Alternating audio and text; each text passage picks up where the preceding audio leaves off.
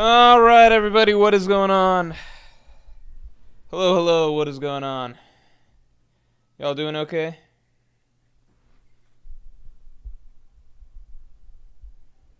Gobble These Nuts says, thanks for being a Pirate King tier for 10, member for 10 months. Gloriosa joins the Rocks Pirates. Okay, I feel like this one might be cheating. Uh, I feel like that one, what do we think, everybody? Is that one cheating? Is that cheating? Because it's like, we know she has to join, right? Like, we know for a fact that that's happening. Well, okay. So, it's tricky because what are the... Here, let me pull up the rules. Let me pull up the rules we normally do. We normally have a set of rules so that there is order and structure to this whole thing, right? And I think our rule system is pretty good. I think we've got a good rule system. It's pretty fucking simple. It's just this. Hold on, why is this being annoying? Yeah, the rules are just this, which are, it can't be too simple of a prediction, and if you're making a prediction somebody else has already made, then it needs to be a substantial addition. Let's change this to, why did I italicize it?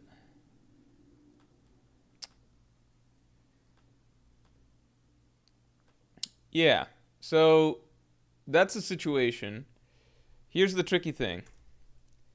With the Gloriosa prediction, it falls in its own special little category, it feels like, where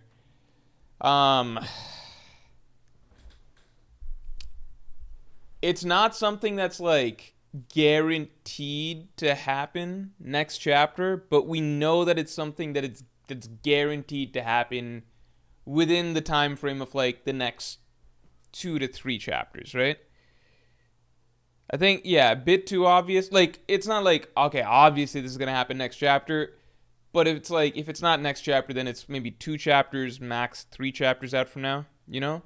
So I think for the integrity of this stream and competition, I think we're going to leave it out. Too easy? Okay. All right, we're all on board. Too easy.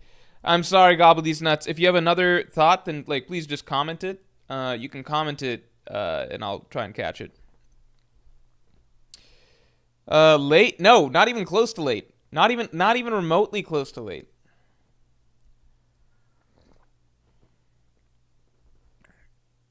Sorry, my contacts are settling in.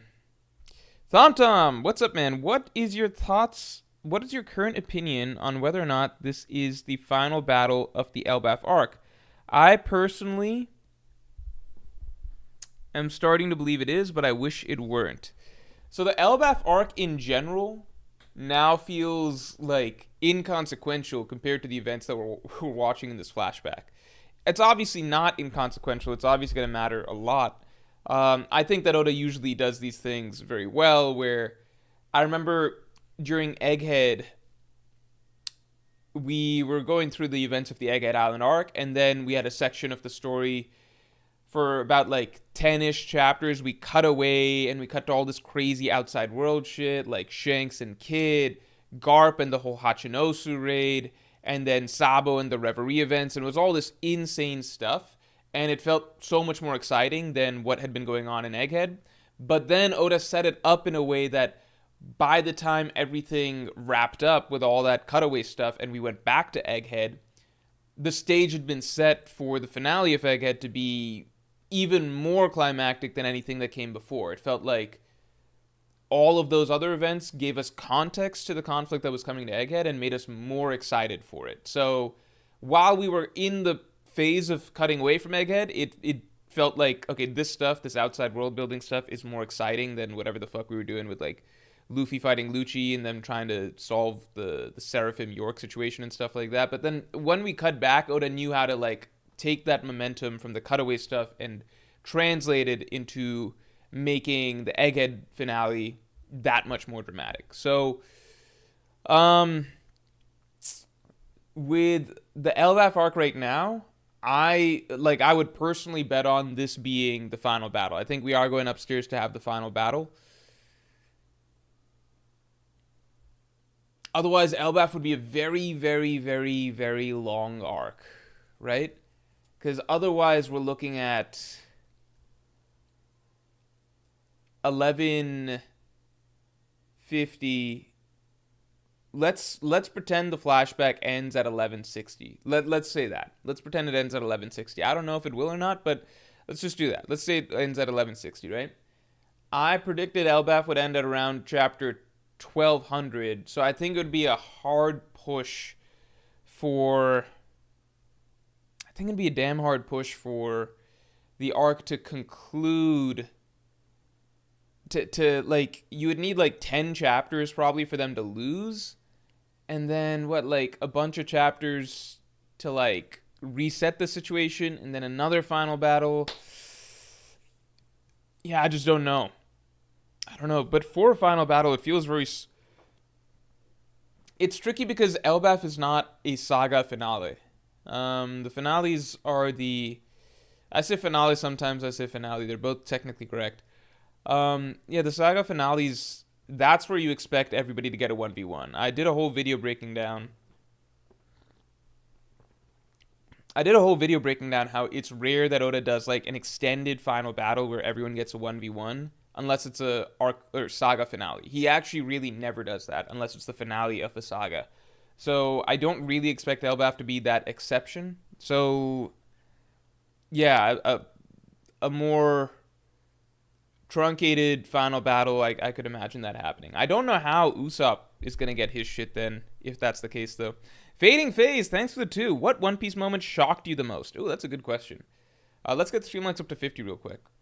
What One Piece moment shocked me the most? Maybe Gear 5th? So, there's a tricky aspect to this, which is that in recent years, I've been spoiled. Like, I've stopped trying to. There was like a phase of time where I would like avoid spoilers like the plague. Then spoiler culture started to become very, very prevalent, and it became a little bit hard to avoid, especially because people comment on your videos and stuff like that too, because spoilers started coming out earlier and earlier. So there was a phase of time where like if something really crazy would happen for a chapter, I'd probably be spoiled for it. And I was never somebody that like wanted to put in like a shit ton of effort to avoid spoilers. Like I did that initially. Then once I realized that okay, spoilers are going to be coming out like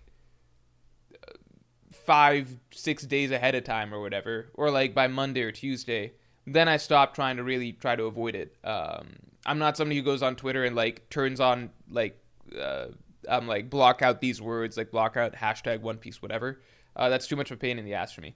So there's a phase of time that I started getting spoiled on some chapters, but other chapters I get to read fresh.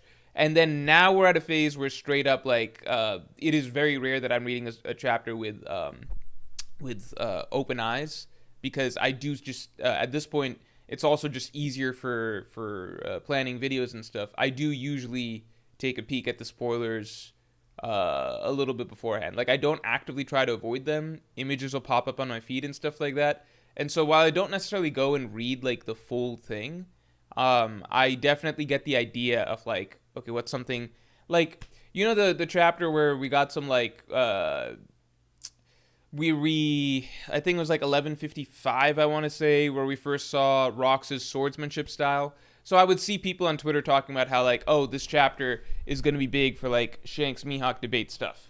So and like I saw that I read in advance that Rox is going to have a certain swordsmanship style, okay? So there's certain things, like, I don't necessarily know the full details before I read a chapter because I still want to enjoy the chapter, but I'm not actively going out of my way to avoid it. And so inherently, if there's, like, something juicy that comes out of the chapter, I usually have an idea of what that is before we get into it. So, with that being said, what is the thing that has shocked me the most? It's really fucking difficult to recall in recent times, because usually if it's something crazy, I get an idea of it beforehand, before I read the full chapter. I would say in terms of recent events, things that have shocked me, Gear 5th is obviously a big one. Maybe the biggest thing that I can recall. I think Shanks one-shotting Kid, that was pretty mind-blowing for a lot of people. In the past, I would say things like, this one still just always gets me. Rayleigh being revealed as the right hand of the Pirate King. For young me at that point in time, reading that panel, and this was way before, like, I didn't read spoilers, no One Piece community stuff, and nothing. Like, so everything was brand new, fresh for me. That was really fucking shocking. I think that was a really juicy one for me. Yeah, those are some off the top of my head. Also, let's get the stream likes up to 50 real quick. Also, I noticed that everybody is looking at this shirt, right? You guys are taking a peek at this shirt. Who's interested in this shirt? Well, you can get it. You can get this shirt yourself. Enough ogling me. Enough looking with greedy, envious eyes. This shirt and all variations of it are open to get in the Mord store. We are collaborating with Gomu Drop. So Gomu Drop, that's also, it's an Instagram account. They're an artist. They also did, what is it, Poke something? It's an artist. He's basically worked on a couple different, like, versions of fan art for different things. So he did something for Pokemon for a while, so he had a pretty successful Instagram page for that, and now he's moving on to One Piece. So the page is called Gomu Drop if you guys want to check it out. And yeah, you can get these shirts. So the shirts basically showcase Luffy in all 4 gears. And also, we should have the Chopper version. You guys remember when I had that shirt that had Chopper's head off? That should also be on the site. I guess it's not on the site just yet. But yeah, this is in the store at the moment. This is in the store. We got black, we got red. I generally like things in black, but I think this one looks really good in white. Black's just my favorite color for clothing. Yeah, you guys want to check these out? Basically, you can order these, and the sale only is, so the orders are basically only open for, I want to say, the next 2 weeks, and then the orders are closing, and then all the shirts are being sent out. So, yeah, make sure to go get your shirt. Oh, we also have stickers and shit. We got some stickers. But I'll let you guys check out the shirt. Well, I'll send you the order. I'll send you guys this. All right. Oops.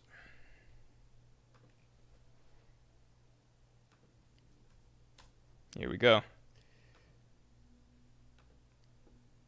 All right. So make sure to get your shirts, get in on the pre-order while the sale is active. Okay. Let's get into these. Okay. Emperor Beast Kaido, thanks for the 10. Was thinking about your Blackbeard getting the Seraphim theory. Piggybacking off of that, Zoro will face a matured S-Hawk with the awakened Dice Fruit, Lunarian Physique, and Yoru as his final opponent. Yeah, I mean, I think with that one, with that theory, I think people are wary of the idea of 2 things. I think people don't like the idea that S-Hawk could grow to become stronger than Mihawk. And I think people definitely don't like the possibility that, like, S-Hawk actually defeats Mihawk or something before Zoro gets to fight Mihawk. I'm not touching any of that. I don't know if, I just think everything is clearly set up that Blackbeard's getting the Seraphim. It's like they were tailor-made for him. It just fits everything, his theme, all the warlords, mirrors all of the rock stuff from the past era.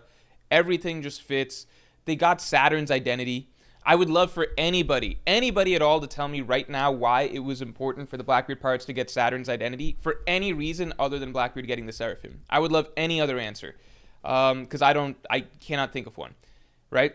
So as for S-Hawk versus the Mihawk situation, I think there's 2 routes. I think either it's just like, you know what, Mihawk's just got some special, unquantifiable Mihawkness that cannot be replicated, and so Zoro fights S-Hawk first, and then Cross Guild shows up at Laugh Tale at the same time shortly afterwards, and so Zoro has to go from S-Hawk to Mihawk. Or Zoro fights Mihawk first, and then he has to fight an opponent that goes even further beyond Mihawk, which would be S-Hawk. I think things work out both ways, whether or not S-Hawk is stronger than Mihawk or not. I think that people do not like the possibility of S-Hawk turning out to be stronger than Mihawk. I think it's entirely possible that's not the case. I would say that, like, just reading things as is, it does seem like Vegapunk specifically designed the... I don't think there's any logical reason why S-Hawk wouldn't grow to become stronger than Mihawk that I could think of in the story.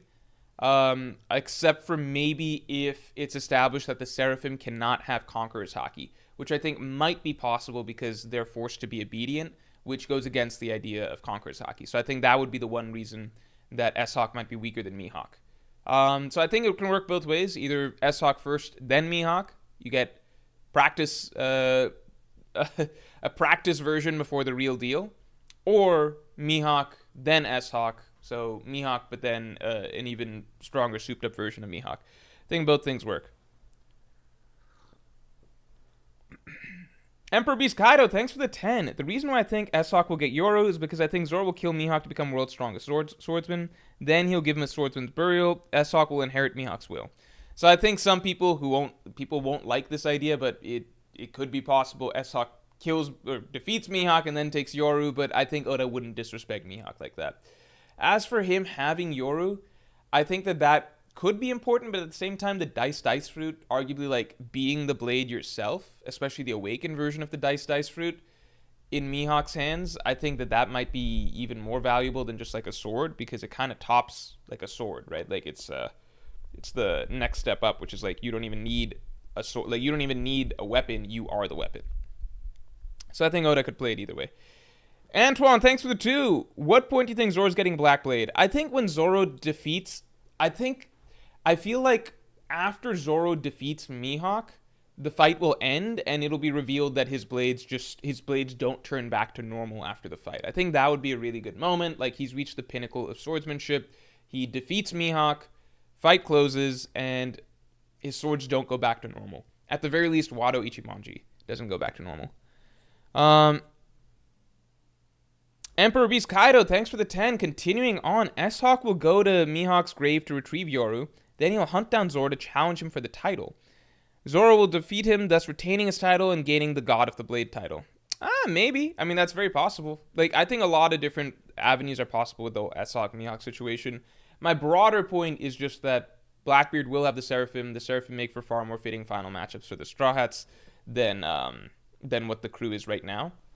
Tom, thanks for the 2. Prediction, we see Dragon as a Marine. Age may work. Okay. Yeah, I think that's possible. Let's put that in. What age was Kobe again when he started? We see...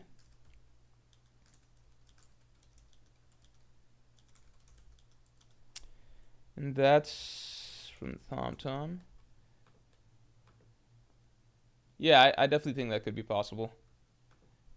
Marco Cadillo, thanks for the 2. Rocks Pirates get Ginny's info leaked on God Valley. Oh, whoa.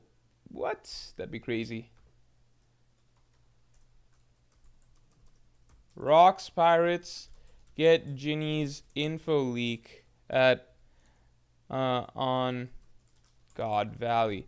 You know what's interesting? So I think last chapter was the first time. No, I think we did get one correct prediction last chapter. I forget who it was. I think we got maybe one correct prediction. But normally we get at least one. I think last time was close to being the first time in a long time that nobody got anything correct, which just goes to show how unpredictable shit is nowadays. I might be wrong. Maybe... I think it's possible nobody got anything correct. I forget what I said last time. Brooke is the GOAT. Thanks for being a Yonko tier member for 10 months. My prediction is that Rox and Roger both won't be making an appearance in the chapter, and that will focus on Elbaf. It's a risky prediction, Mort. That is a very risky prediction, but it's possible because we know that the Loki Herald side of things is just as important. It really should be like a Loki flashback at the end of the day. And so the fruit that Loki has, or the fruit that of Elbaf, maybe that's the focus. We won't get Rox or Roger this chapter. It will focus on Elbaf. That's a very bold prediction. Caribbean Hills, Jotaro, thanks a lot. I'm a Roger fan. I know how Sanji fans feel now. Because he's getting made fun of for what? falling apart in front of Shaggy. The heart eyes and all of that. Oh, Meek with an interesting prediction. Growth Stonks, I got you in a second. Hold on. This is going to be my first prediction, I think. Zeph joins the Rocks Pirates. Growth Stonks, thanks for the 2. God Valley flashback starts next chapter. All right. Let's get these in. God Valley flashbacks start next chapter. Growth Stonks. And then Meek is saying Zeph joins the Rocks Pirates. That would be pretty insane to me. If Zeph joins the Rocks Pirates. I just don't know about that one. I wonder how major for Pirate Zeph was back in the day. I don't know if he was like that big of a deal. We know that he was in the Grand Line. Roronoa D. Krishna. That's a really cool name. Roronoa D. Krishna. Welcome to the Yonko. Thanks for joining. I like the name. I appreciate the support. Obviously, check out the Yonko podcasts that come out every Tuesday.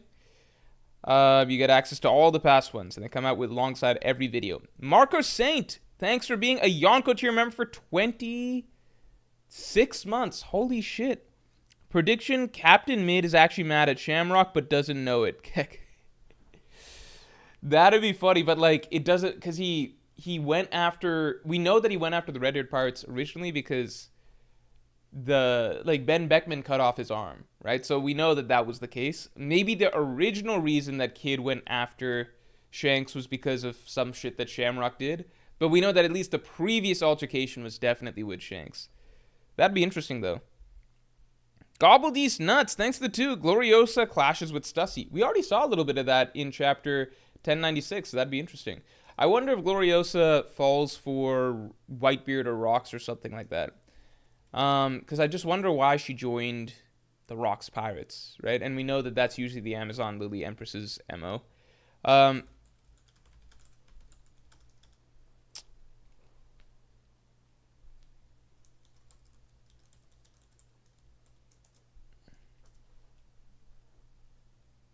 Bassam El Madawi, thanks for the 5. Prediction, Rocks is from the Void Century. Lady Toki sent him forward in time, and he was Joy Boy's rival. This is a wild take, I know. As always, peace.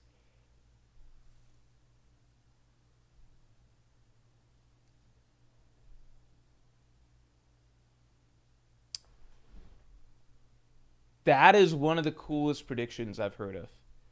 That is a really fucking cool prediction.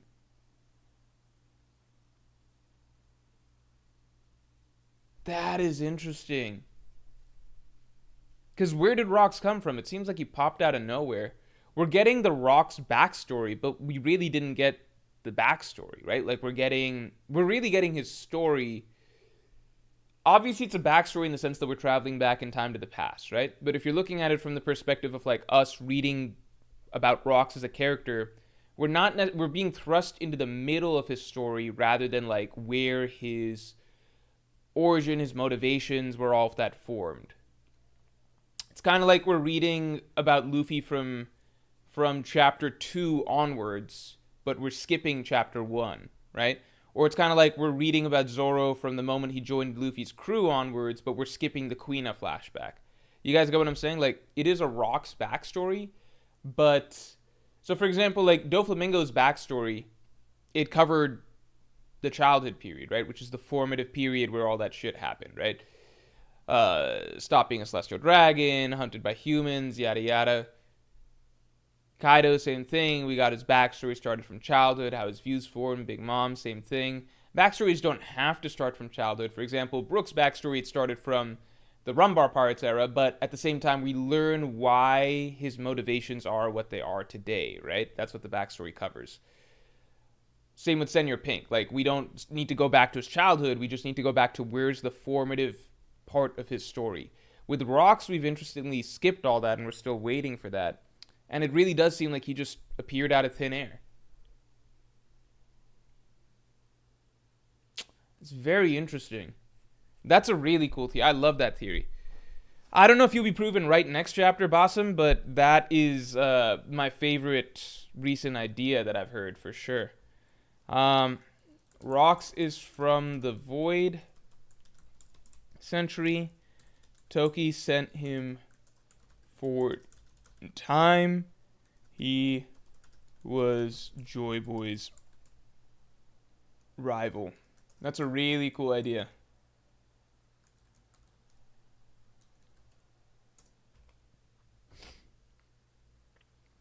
Grizzly Adams, thanks for the 5. Dragon would have been 17 during the God Valley incident, which means he could have been roughly Marine Forward Luffy level and strength or maybe a little stronger.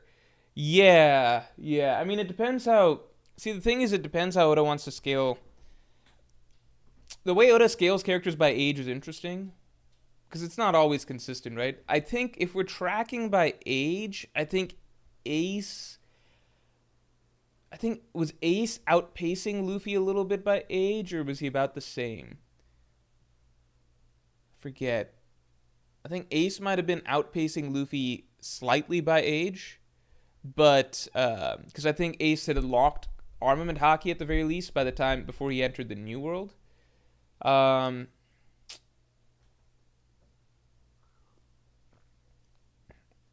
I mean, it's debatable what's a bigger deal than what. But then both of them are outpaced by Shanks, who was an advanced Conqueror's Haki user at age 15, right? He could use Divine Departure. So that's kind of crazy. So it's not, I don't think there's like a static sort of thing, right? Like you obviously have characters like Big Mom and Kaido, especially Big Mom, by age 10, 500 million berry bounty, insane shit like that. Then you got characters like Shanks, who I don't think he was a monster from like childhood the way that Big Mom was, but by the time he became a teenager, he was probably tracking faster than Big Mom. Again, just advanced Conqueror's Haki, Divine Departure shit at age 15. And then you got like Ace is obviously a very fast learner, Luffy's a very fast learner, but they are not like at that level as children, and really not till their late teens. So it's hard to say. Like, I don't think Dragon to Luffy is like the perfect comparison, because I think the big thing is that for a lot of these characters, even if they have very fast starts, what we notice is that most of them don't reach their primes till like their 30s, at least. Whereas Luffy's going to reach his prime very, very fast. Although I think that is more so I think that growth rate is very often, at least in One Piece, I think a lot of it is like everybody has different capacity for how much they can grow, obviously. But I feel like one of the biggest determining factors is just how quickly you rack up experience. So, because a large part is that, haki blooms in the midst of battle and everything like that. So, like, part of the reason Luffy grew so fast, especially since exiting the time skip, is just like right out of the gates from the time skip, back to back, he was just like, okay, I'm going to take on like both the like Doflamingo as a warm-up essentially, and then back to back he's just like, I'm going to go take on both the Yonko. Like he went to Big Mom's territory and then Kaido's territory, right? Like he just declared war on both of them at the same time. So that forces like a lot of really high level battles back to back, like Cracker, the Katakuri, then Kaido, Big Mom, Kaido again. Like a lot of it's just racked up really, really fast. So I think that's the biggest thing. Like just how often do characters end up in these big clashes with other characters, and like Luffy just accelerated his timeline really fast. Anyway, that's a bit of a ramble, but that's how I've kind of rationalized things. Meek, thanks for the 5. Being a little pet theory / hope of mine ever since Sanjay mentioned that he used to cook for a pirate crew in the past. Yeah, I don't know. I feel like... Oh, why'd I write the Rocks Pirates?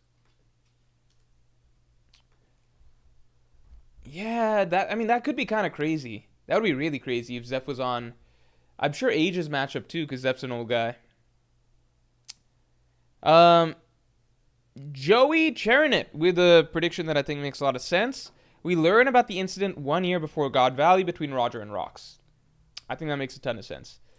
We learn about the incident from 1 year, because we know that's coming for God Valley. That that happened between Roger and Rox.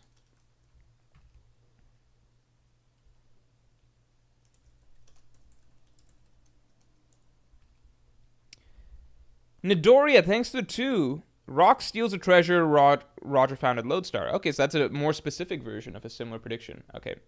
Rox steals the treasure that Roger found at Lodestar. I like that. Let's get the stream likes up to 100 real quick, because we're almost there.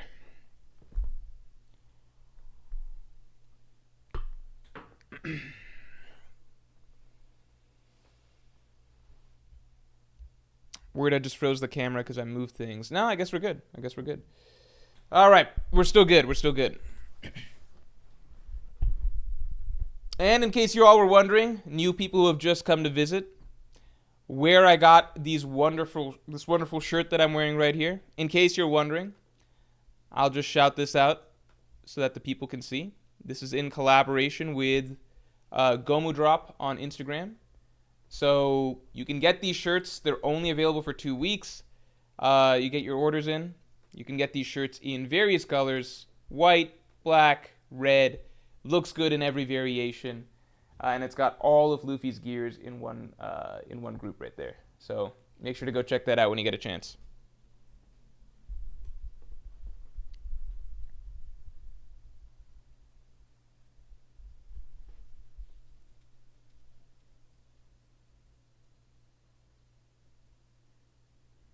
One v one, Rox's crew slams Roger's crew. It's lucky that Roger had help with Garp and God's Knights. Yeah, 1v1 definitely. I think that was made clear. Like, there's no offense whatsoever to, Rayleigh and Gabon and everything like that, but it's just we kind of know that the Rox pirates were pretty much all the great pirates of the past, all on the same crew. That's like a different. That's just a different caliber of challenge. Yeah, and we talked about the upcoming matchups as well, and I think we landed on a really good lineup, which was just honestly, I feel so confident about the lineup that we landed on that I feel like it. I want to drop a video talking about it. Yeah, but the lineup is respectable, I think, of what we were looking at between the Roger Pirates versus the Rox Pirates, but it's clearly established that Garp and the Marines needed to be in there as well, and obviously the God's Knights. I feel like Oda set things up in a very smart way where we're gonna get to see how all of these characters, matched up in the past, and then a lot of them are still gonna be alive today, right? So obviously Garling's still alive today. Rayleigh and Gabon are much older, but actually no, not a lot of them are alive today. Forget what I said. I guess only Stussy, Garling, Saturn, those are the ones who are still alive today from the God Valley incident, who are still in their primes, essentially. More info on Tritoma, Dragon, and Admirals. Justin, it's always good to see you, man, but I think that might be a little bit too vague. More info on Tritoma, Dragon, and Admirals. I think that's a little vague. What is more, I'll say more info on Tritoma. How about we do that? Because Dragon, I think a lot of other people already covered that. More info on Tritoma. Do you guys think Tritoma is Luffy's mom? Do you guys believe that? Saturn is dead? That's true, but we saw Saturn fight in the modern day, so it's a point of comparison. You're right. Saturn is dead. Is Tritoma Luffy's mom? And also, can someone point to me? Fuck it. I can look it up. I'm the streamer. Amazon Lily, right? So where does it say specifically that Amazon Lily women can only give birth to women? Where does it say that? Let me see. Let's see.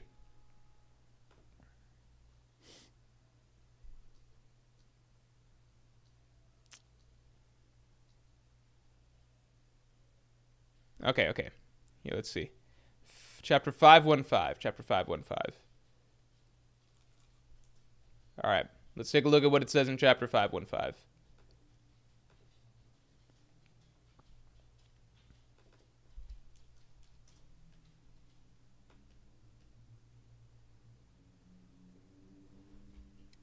All right. Here we go. This is a country of women, Amazon Lily, where men are forbidden. Those who venture out to sea, blah, blah, blah, blah.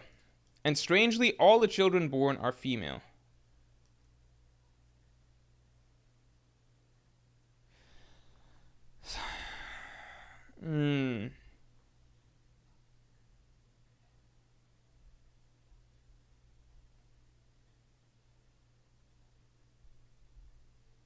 Those who venture out to sea sometimes return bearing children, and all the children born are female. I mean,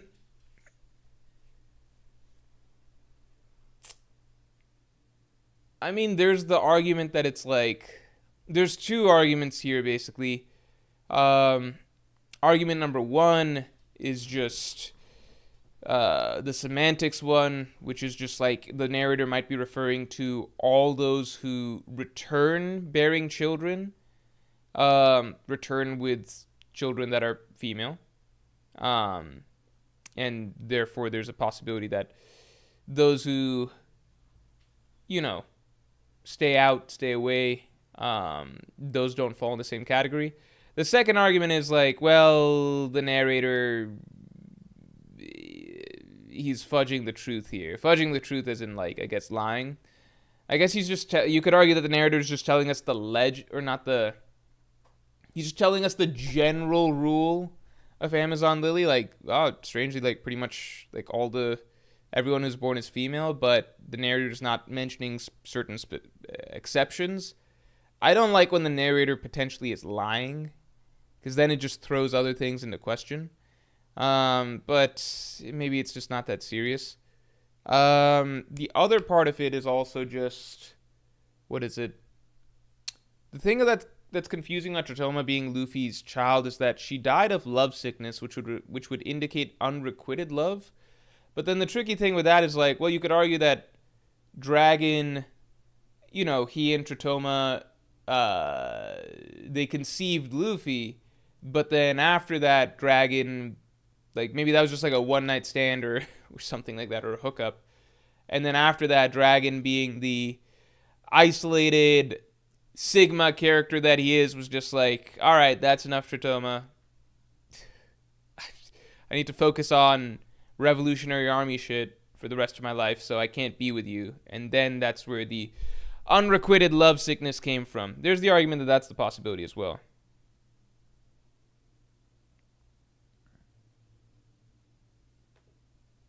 Okay, most people are saying Tritoma is not Luffy's mom. I do think that some of the similarities in appearance that people are pointing out seem random to me. It's just, they both have black hair.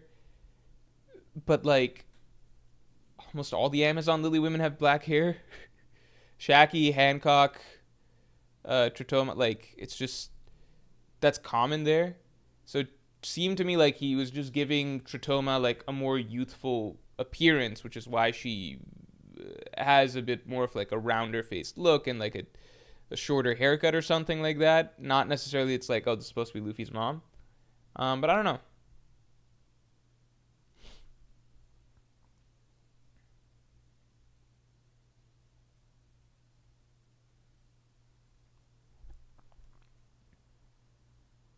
Aether says, people projecting their man bad bias onto Roger.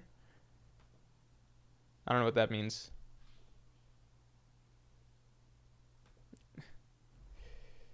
Yeah, it's gonna be a character in Dragon's backstory, says Tiptio Treviso. Yeah, I think maybe that's just the answer. We just gotta wait for Dragon's backstory to find out.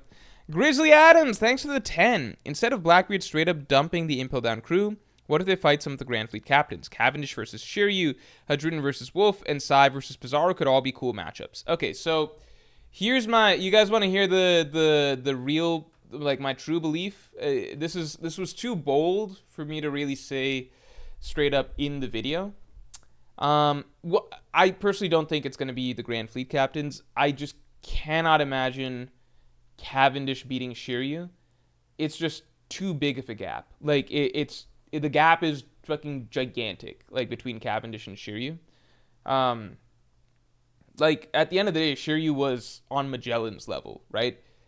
Cavendish, even in Hakuba, like, Cavendish was not, like, he was going about toe-to-toe with Gladius for some time.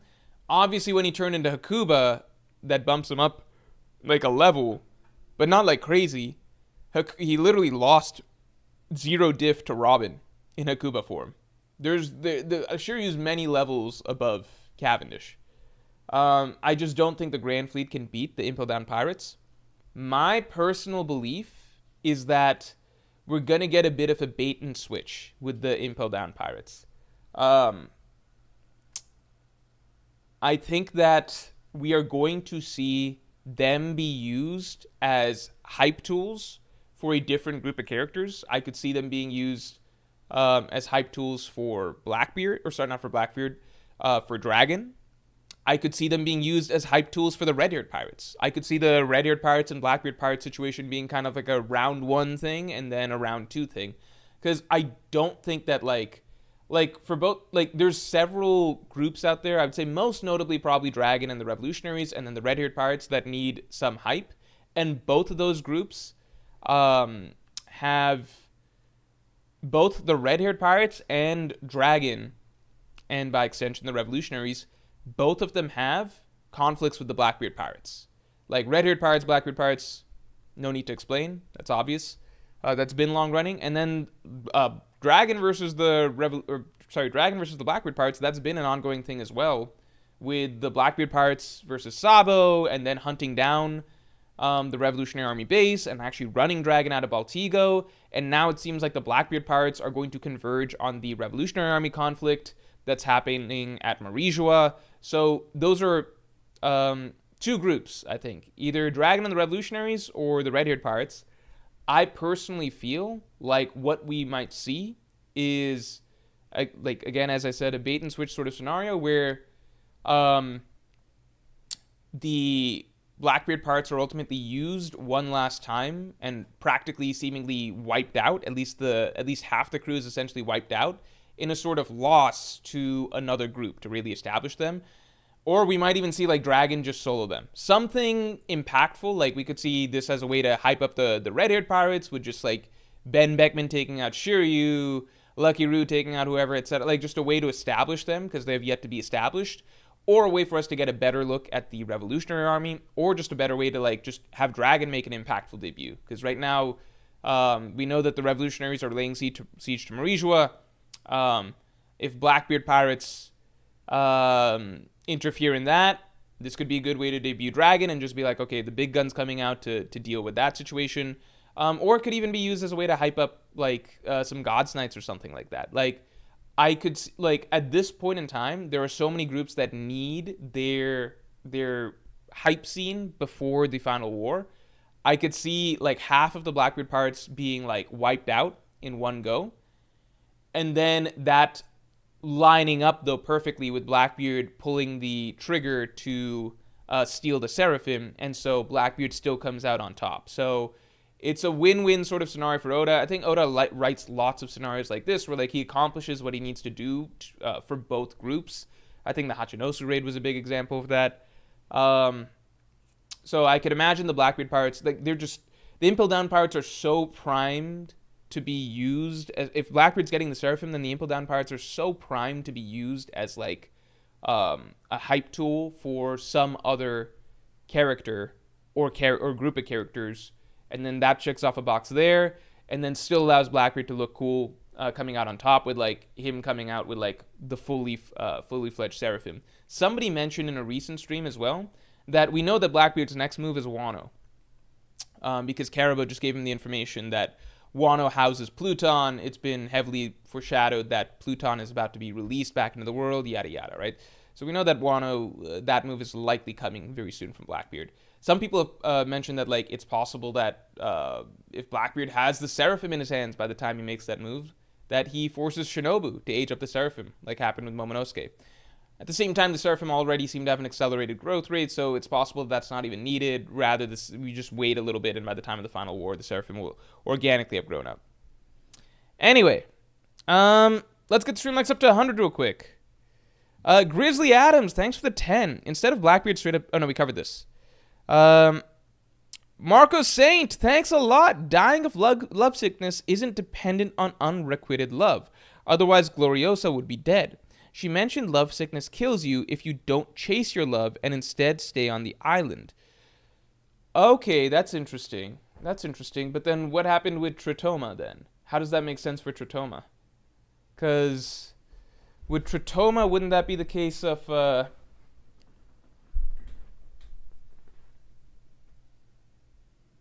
With Tritoma, wouldn't that be the case of, like, does that mean that she... It kills you if you don't chase your love. So she basically, in that situation, she and Dragon get together. Child is born. Dragon's basically like, I want nothing to do with this child or you because I have to focus on the revolution now. And so then Tritoma basically accepts that, dies of lovesickness because she... Okay. Yeah, I guess that makes sense. Maybe that would even explain a little bit more why Kuma sent Luffy over to Amazon Lily. Because I always assumed he sent Luffy to Amazon Lily because Kuma just needed a way to get Luffy back to Rayleigh. And Kuma didn't know exactly, well, where the fuck is Rayleigh going to be next? So he sent Luffy to one of Rayleigh's usual haunts, you know? Oh, this is actually really fun. So many more things fall into place. It would be interesting if Kuma sent Luffy to Amazon Lily because, like, that's where his mom used to be. Like, that's where his mom came up or something like that. So Kuma just assumed Luffy would be fine there. But it's also interesting that there's also that little comment that Shaki made. There's that little comment that... What chapter did Shaki make that little comment where she says to Rayleigh that, oh, wouldn't it be interesting if Boa Hancock fell for Luffy? Right? This is before Rayleigh and Shaki found out that Luffy's okay. She was like, wouldn't it be interesting if Boa Hancock, like if the Empress of Amazon Lily fell for Luffy?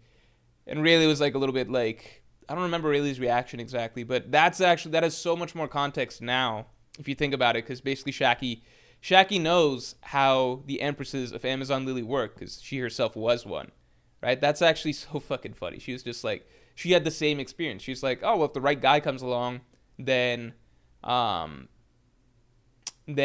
you know, she would, then the Empress of Amazon Lily would actually be partial to them, right? It's interesting, though, because if Luffy was like Roger, then Hancock would have just killed him, right? Because a big part of what the consistent trend that we've seen with the women of Amazon Lily is that they are attracted most to the men who don't fall for them. Christian Barraza, thanks for being a Yonko tier member for 27 months. I'm pretty sure Luffy's mom is the lady holding a baby in the third of the Uta special one-page mangas. No way Oda included a random in that. Okay, let's take a look. I mean, I don't even view Uta shit as canon. Okay, where is that? Where is that? Uta, okay, One Piece, Uta special, what chapter? Uta special one-page manga.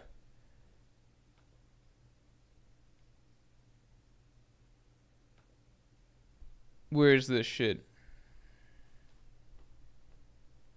So TCB scans apparently hasn't. 1055.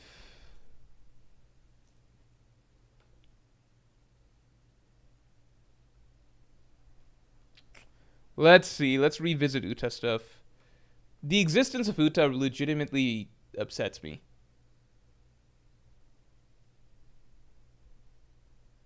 It's just, it feels so fake. Okay, let's take a look at this. Okay. Uta, listen, pirates have stormed the town. Uta, they got my dad. Blah, blah, blah. We never even hear about Uta anywhere in the story. Like, it just doesn't make sense. Like, she's not even mentioned as, like, some other famous singer or something like Brooke.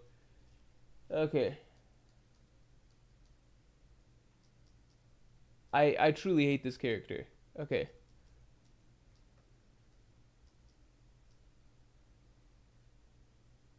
So then I go to the next one, right?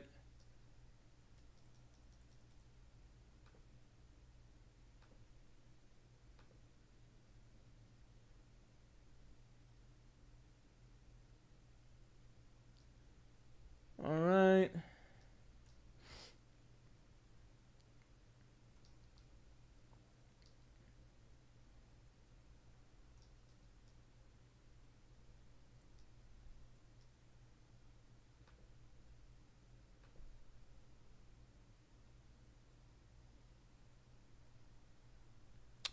Let's see.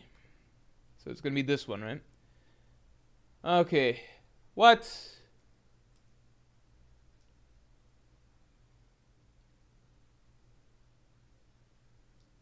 Shit.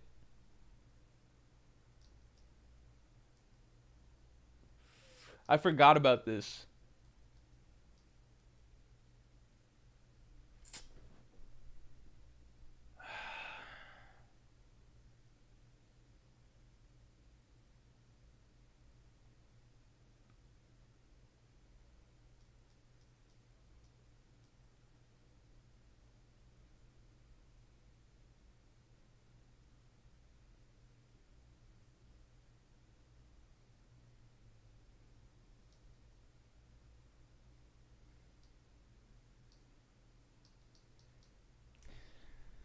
Is there any argument as to who this would be if it's not Luffy's mom? Who would that be?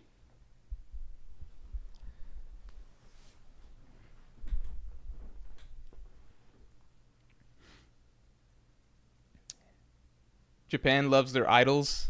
Yeah, there's just some cultural things I guess I just don't understand. Yeah, do we have any explanation for who that might be?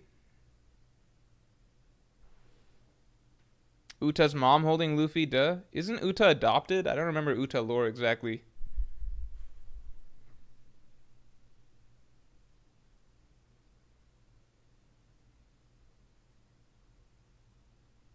What's so bad about Roger liking women? Nothing. That I like the. I think that's something that people are spinning as a thing like, oh, this kills Roger's aura or whatever. But I like that Roger's not just a carbon copy of Luffy. Like, he's a different character. He's his own character. Yeah. It's just a random woman. Rouge with Ace? No, it just doesn't look like Ace. I thought Uta is adopted. Right? Ben Beckman's side chick. I thought that was implied to be Makino. Let's get the stream likes up to 100 real quick.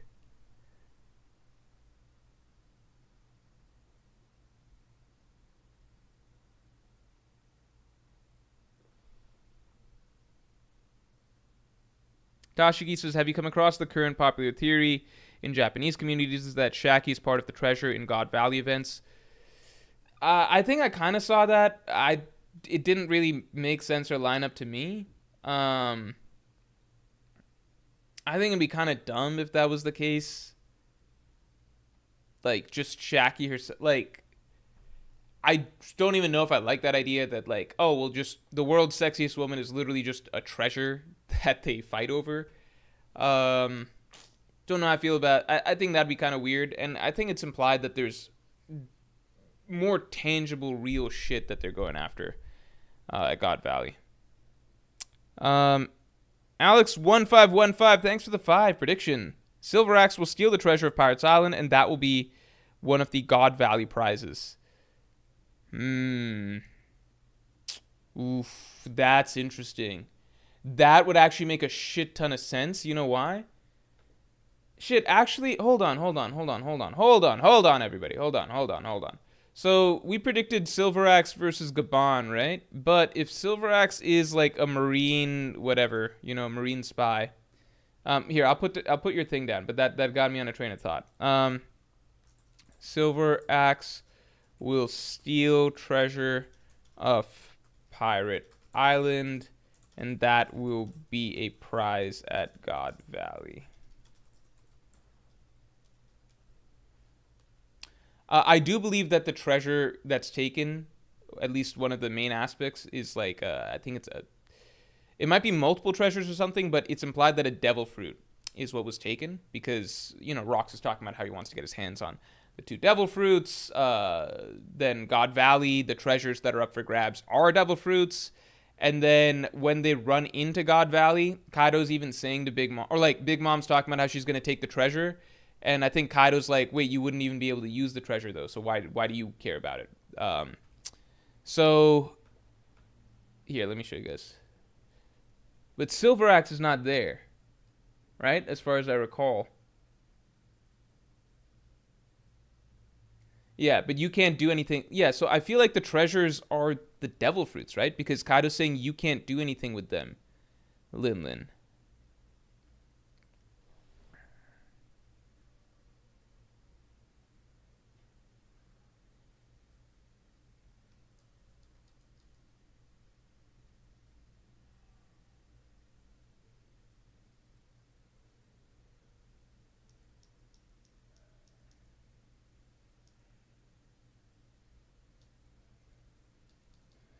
Unless this dude somehow supposed to be Silver Axe. It just doesn't look anything like him at all. Yeah, we don't have Silver Axe in here. We got Whitebeard, Stussy, Gloriosa, Shiki, Big Mom, Kaido, Captain John, Barbell. But we don't have everybody. So we don't have Ganzui. Oda's not showing everybody here. Oh, we do have Ganzui. We don't have Wang Zi. Oda's not showing everybody. I wonder who the fuck is this guy? Who the fuck is that guy? Let me see one thing. Let me take a look. Let's do some investigation.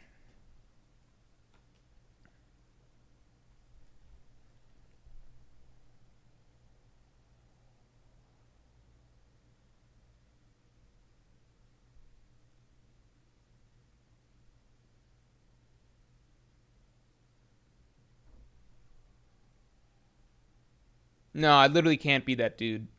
Unless he looks... If he's got Uruge's fruit, like a lot of people say, maybe he looks really different. Like, remarkably different when he's in his small form. But I don't think that that's correct. Right? It's just 2 different characters. Although sometimes Oda doesn't fully flesh out character designs in advance. So, I don't know.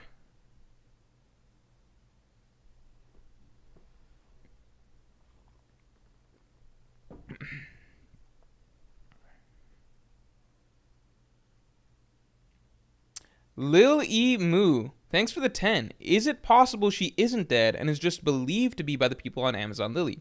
Maybe even to cover up that she's birthed Luffy. Seems like it was a statement made by Gloriosa and not the narrator. Yeah, maybe that's possible. No, but I think Oda recently released a thing explaining that that canonically she did die. I thought Oda did release like a little timeline of like Gloriosa, then Shaki, then some unknown Empress of Amazon Lily, and then finally Boa Hancock.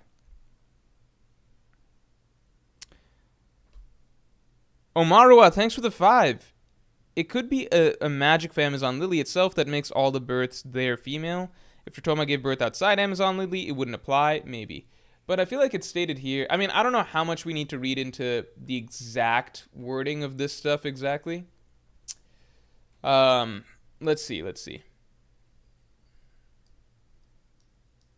Okay, so one of the women ventures out to the oceans and returns with a baby in her belly. For some mysterious reason, only female children are born here. So that's what that says there. But that was, I believe that's a Viz translation from back when Viz translations were really bad. So maybe somebody who can read the actual Japanese can tell me. In general, Viz is known more for its accuracy, but that's only in the post-time skip after Stephen Paul took over. Pre-time skip, Viz was notoriously bad, both for readability and accuracy. Today, it's really bad for readability, but its accuracy is better than TCB. but still worse than a lot of like just general online translators like Sandman. So I do trust, at least if it's pre-time skip, I trust this translation more. Pre-time skip Viz translations are just straight up like incorrect in a lot of spots and are very, very simplified and take a lot of creative liberties that are not correct. This is a country of women, Amazon Lily, where men are forbidden. Those who venture out to sea sometimes return bearing children, and strangely, all the children born are female. No, it says the same thing, though. Return bearing children. So it's strange. Okay, that's possible. Yeah, maybe it's the Amazon Lily magic, so it's the same thing that applies. I think I misread this earlier, thinking that sometimes they return having given birth to children, but this is different. Yeah, so that could just be it. Amazon Lily magic. I think that would make sense. Let's chalk it up to that.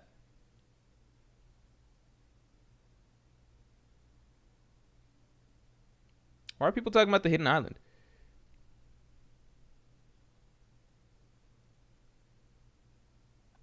Oda confirmed he's Gil Bastar? What? Are people being insulting a hidden island? Hidden Island is a great theorist and great One Piece YouTuber. I think the last time that I don't really watch other people's One Piece videos in general now, ever. The last time that I watched a One Piece theory video that I thought was really, really, really good, like really fucking really good, like mind-blowingly good, was Hidden Island's video on Emu. It was previously called like The Music of Marie. Then I think he retitled it to like The Greatest Emu Theory Ever Made or something. That was like a phenomenal theory, and it low-key became my headcanon. And the big video that I dropped explaining like the One Piece mural, a lot of that is like a section of that I reference Hidden Island's past theory and explain how it ties into this one. Anyway, Gil Bastar. Isn't that... Hold on. Okay, so this is including Gil Bastar from Wanted here. Okay. So it was actually confirmed? Gil Bastar One... Okay, Gil Bastar One Piece. That's funny. What? Here, let's see.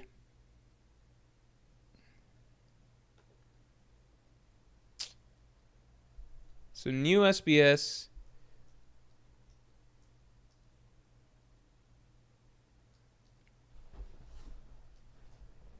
The fuck?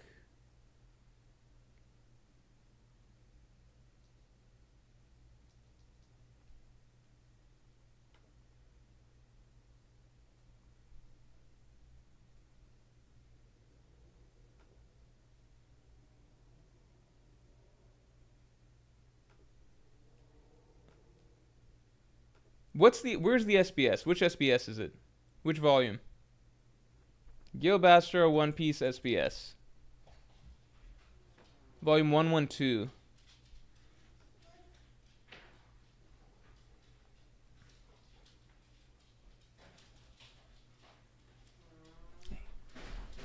Wait 1 second. I'll be right back.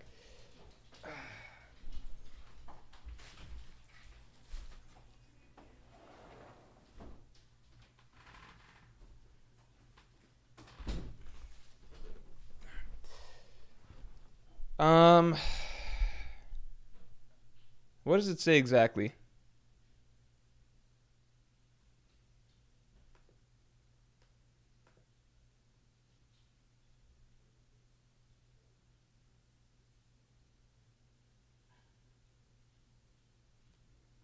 Omarawa says this is the first time Morge agreed with me on anything. That's funny.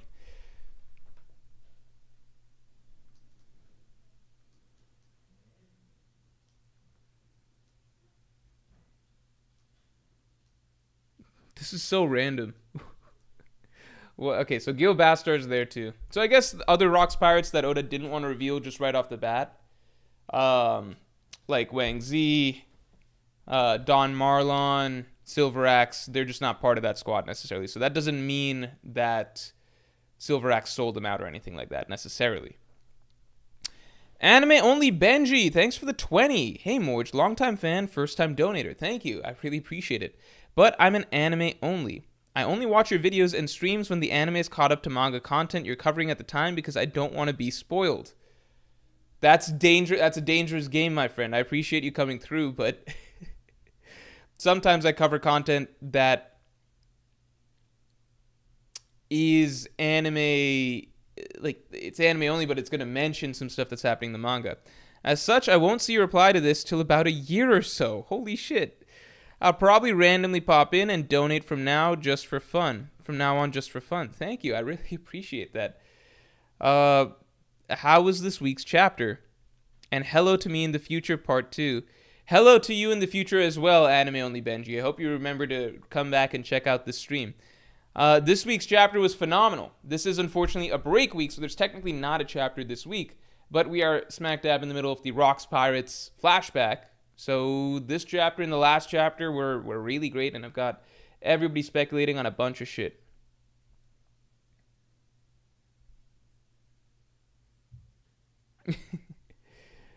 Crocodile being Luffy's mom. It's embarrassing for Morge that he doesn't know this as a full-time One Piece creator. Yeah, I probably should have known that one. It is what it is. I do read the SBSs because it's always interesting content, but I don't think every piece of information from an SBS sticks.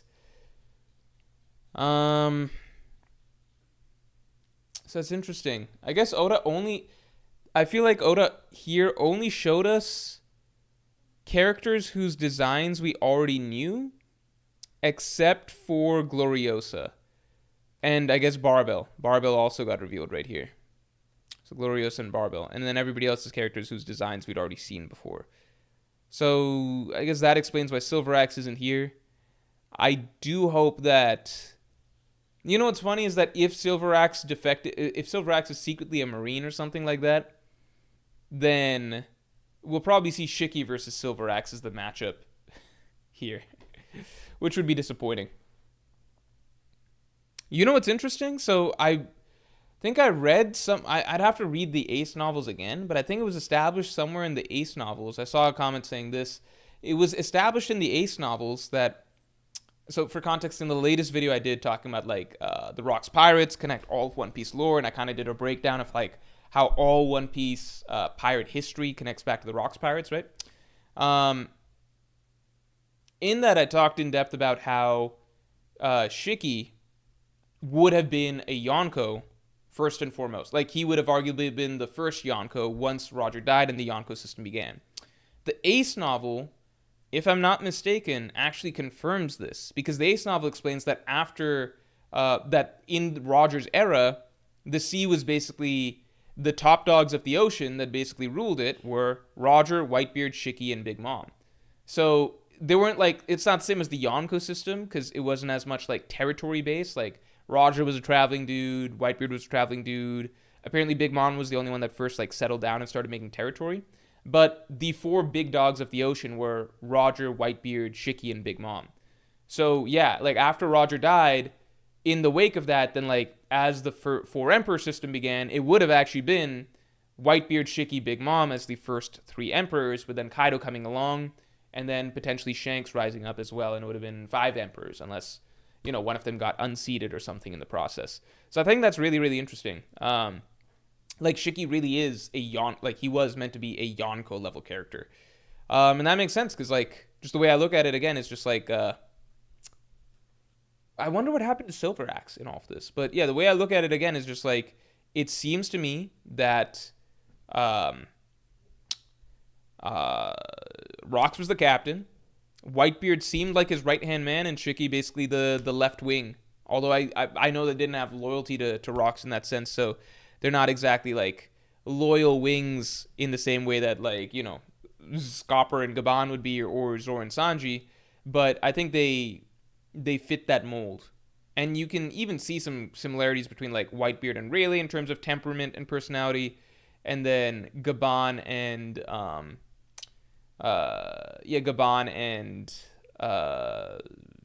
Shiki.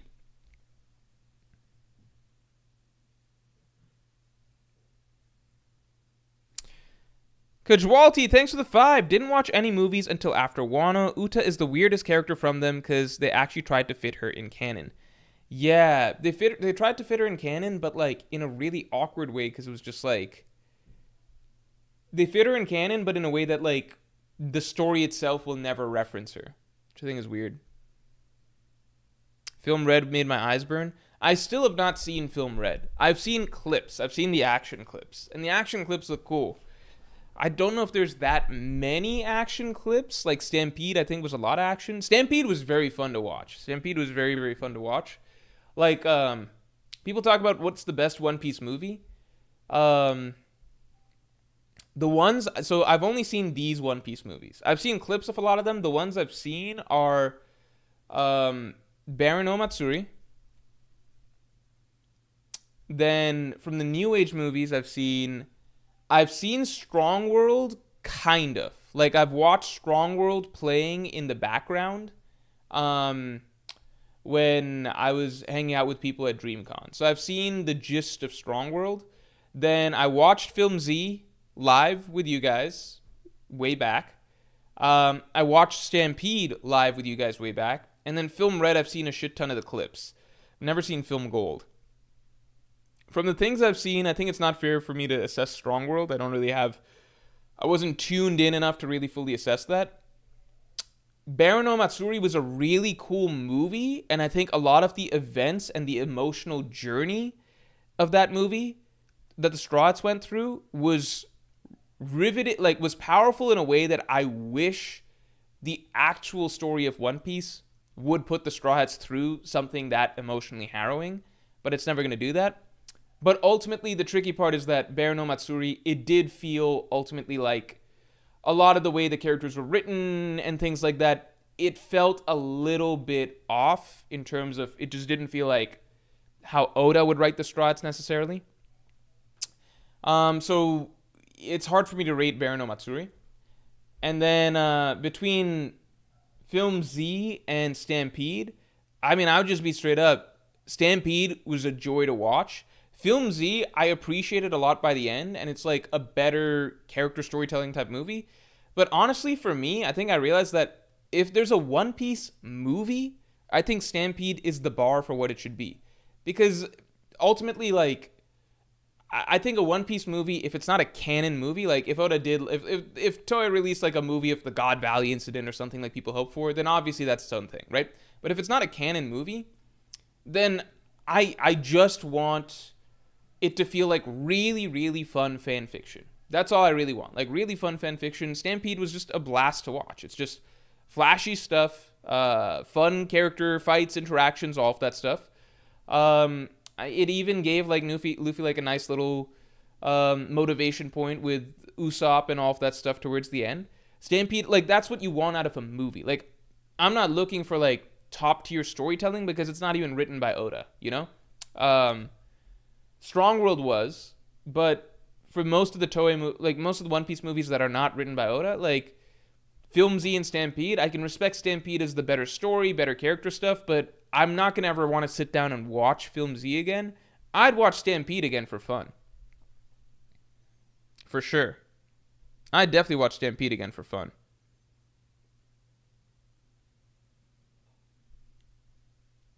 Let's get the stream likes up to 150 real quick.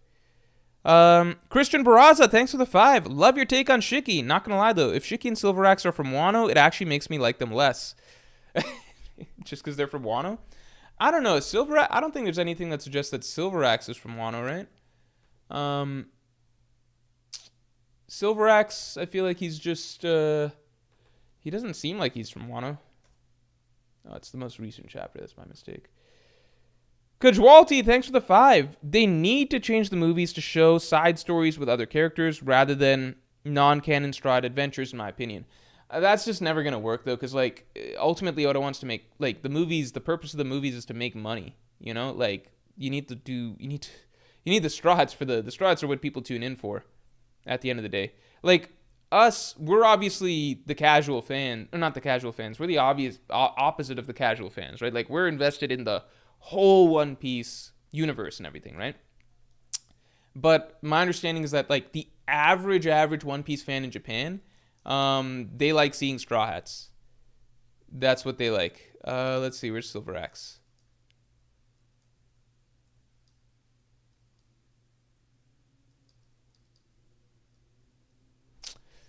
Oh, Silver Axe from Wano. You know what's funny is that his clothes have axes on them. So it's just like at some point Silver Axe like went to a store and was like, I need clothes with axes on them so people know that I'm Silver Axe.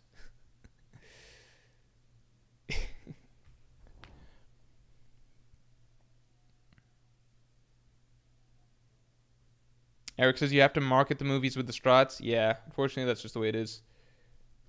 Eric says I watch the last 5 minutes of Z all the time. Yeah, actually Z is heavily elevated to me by the last section of like Zephyr himself going out. The movie ends on its strongest note and like cements the character as being a great character. But ultimately 90% of film Z I'm not like super invested in. Whereas with Stampede, it's like every couple minutes there's some cool fight happening. He was wearing a kimono. Yeah, you're right. He was wearing a kimono. Yeah, maybe he is. Fuck. Maybe they are from Wano. That's interesting because that would mean that that's very interesting. Because that would mean that Wano actually like legitimately had a running line of very strong fighters for like a long period of time. Like the whole like samurai are really strong thing, that was a consistent truth for Wano for some period of time, right? Because like obviously you had Odin recently, but then you go back a generation and like, you know, you probably had Prime Hyogoro, whatever that looked like. I don't know if Prime Hyogoro is that strong, but whatever that looked like. You got that. You got Shiki, Silver Axe. That's pretty impressive. Like that's a like Wano consistently pumping out like some very strong characters.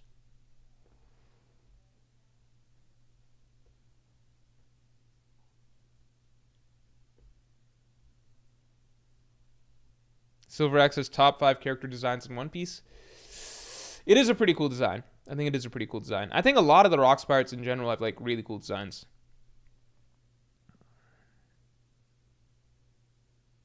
All of Wano cannot take one admiral. I think this right now is probably the weakest era. Like if we pretend, let's say we pretend that Shiki and Silver Axe are from what do you call?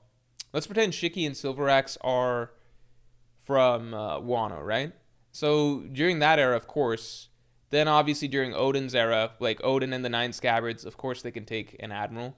And then today we actually kind of got to see, can Wano take an admiral? We literally saw, like this is probably the weakest period that Wano's had because it's got no like top tiers anymore.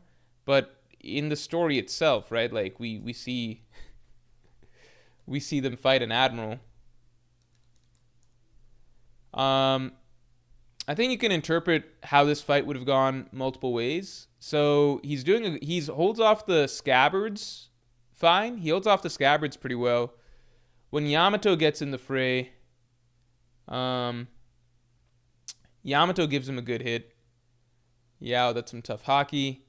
I think it's ambiguous whether or not Yamato plus the scabbards plus Momonosuke could have taken Green Bull. I think that's ambiguous. I think that's up in the air.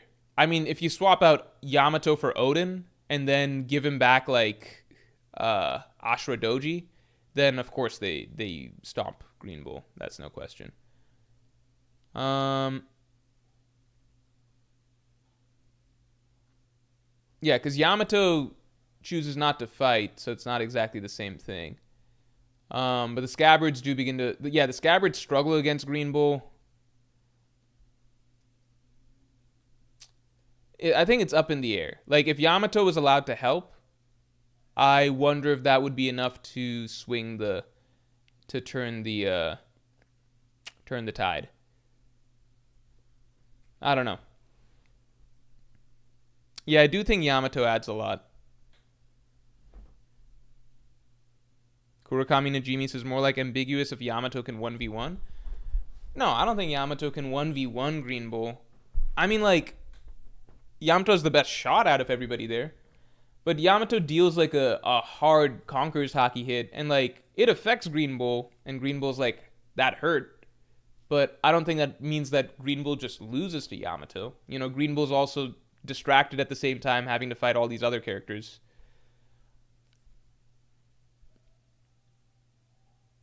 Grizzly Adams, thanks for the 5. Wano, if Odin didn't fumble at the 1 yard line versus Elbaf, if Harold didn't become a pansy, who you got? So you're saying, like, what's the strongest version of each island? Easily, like, not even remotely close, Elbaf. Not even remotely close. Because, it's really not close. Because you could make the argument that Harold and Loki alone, right? Like, one, giants stay in their prime, right? So that's kind of crazy, right? So, like, Harold being, like, you know, a Pirate King level character, he would still be a Pirate King level character today, right? And then you got Loki. We don't even know how strong Loki is at this point. Like, it's implied Yonko level. We don't know exactly how he stacks to Harold or whatever. Both of those characters, you could make the argument that individually Harold could solo Wano, I think. Like, even with Odin in there. Like, I think you could make the argument that Harold solos Wano. I mean, just look at how easily Roger was able to handle Odin, you know? Obviously Odin got stronger after that, but I don't think he got so much stronger that, like, Roger wouldn't still easily handle him. And then beyond that, it's just like, and then Harold, like, walks through the rest of Wano, right? So it's not even close. But then you also got Loki in there as well. I think most would assume that Loki is above Odin, probably, right? Maybe you got some really strong... Maybe some people don't scale Loki that high or something like that, but, you know, Harold plus Loki, obviously, that's way too much for Wano. And then you add in other factors like just Dory and Brogy. Like, Dory and Brogy, those are two... I don't know exactly how to scale Dory and Brogy, but my feeling now, like now that we're getting more context and everything like that, they still have some of the best physical force and strength feats of any character in the story that's not a Yonko. They were like the top dogs on the ocean for, like, right after Harold for like half a century. Like, like Dory and Brogy are also really strong. And then just in general, like, there's like, all the giants are like, the giants today are much weaker because they've stayed away from fighting. But we did see that, like, the giants that stayed in shape, you know, like the giant warrior pirates, they basically soloed an entire Buster Call by themselves. So, like, it's just so many factors. Like, the average giant foot soldier is so much stronger than the average Wano samurai. You know, like, Wano has strong individual fighters. But, like, the average giant is just so much more valuable than the average Wano character. And then at the tip-top level, you got Harold, you got Loki, you got Dory and Brogy. It's really not close. Yeah, it's established. Elbaf is the strongest nation in the world. They ruled the New World for, like, centuries. But Wano has its own special reputation, which is just, like, Wano was considered so strong that, like Elbaf was known as the, like, I don't want to underrate Wano, because, like, Elbaf was known as the strongest nation of the world for, like, what they went out and did, right? Like, they went out, conquered the New World, right? Shamrock says that the giants of Elbaf ruled the New World for, like, a century in the past, like, centuries in the past, right? Wano, it's kind of like the opposite. They are, like, they are famously strong for the fact that they wouldn't let anybody in. It's like the opposite thing. Like, Elbaf's strength, the might of it as a nation, is displayed by the fact that they went out and just conquered everything, like, in the New World. But Wano's strength is reflected in the fact that, like, nobody can actually, like, fuck with Wano in, like, the last 600 something, 500, however many centuries, right? So it's kind of the reverse, because it's established that in the past, everybody was trying to get into Wano, like the world government, like everybody, like they wanted the gold and all of that stuff, the natural resources in Wano. And the Wano samurai are so strong that, particularly Ryuma, of course, that they drove off the world government, and basically Wano's just been like a no entry zone, no matter how strong you are, for like a crazy long amount of time. And you could say that Kaido's the exception to that. Like, Kaido finally was the one who was able to conquer Wano. But even that's not fair because Kaido only did it when Wano's strongest warrior was away. And it was pretty much shown that if Oden had been home, like, it took cheating for, like, which goes against, like, the Wano Samurai's, like, style of fighting and everything like that. Like, it was pretty much shown to us that in straight combat, Kaido very likely would have lost to Oden, meaning that, like, yeah, like, the reputation of Wano as basically being this not really conquerable place does hold up, you know? So that is interesting. I mean, even Akainu was like Kizaru was like, oh, should I go to Wano to take on, like, Kaido and Big Mom? And Akainu was like, no, because it's the samurai that we really got to worry about and shit. So, yeah, it's tricky, you know? Yeah, Eric says, Kaido suppressed Wano's power for 20 years, now they can train. Yeah, I mean, I still think that, like, they were kind of weak when Kaido showed up. Like, if Oden hadn't been born, then Wano would have just been, like, a country with a handful of commander-level characters at best, basically, which isn't crazy, right? Oden's existence alone is what really solidifies Wano as living up to its reputation. But then, like, again, if you really want to look at it, it's like, well, if Shiki and if Silver Axe are from Wano, I mean, the old hag even turned into Shiki's face, which does suggest a connection to Wano. Like, if Shiki is a former Wano character, if Silver Axe is a former Wano character, then, like, yeah, it's likely that Wano every generation or so does produce some, like Yonko-esque type characters, you know?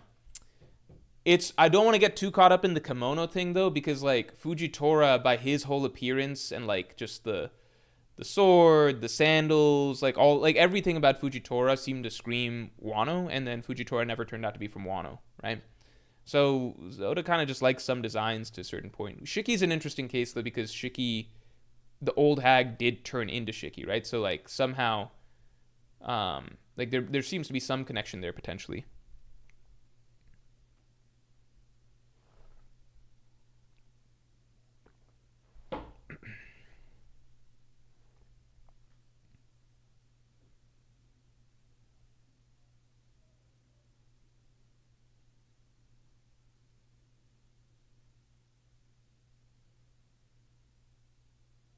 Are people knocking Green Bull level? I really think that Green Bull only got... Because I remember watching this in real time. When Green Bull was introduced... Here, look. When Green Bull was introduced...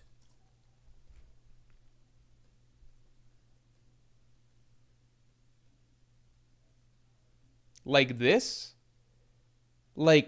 was insane.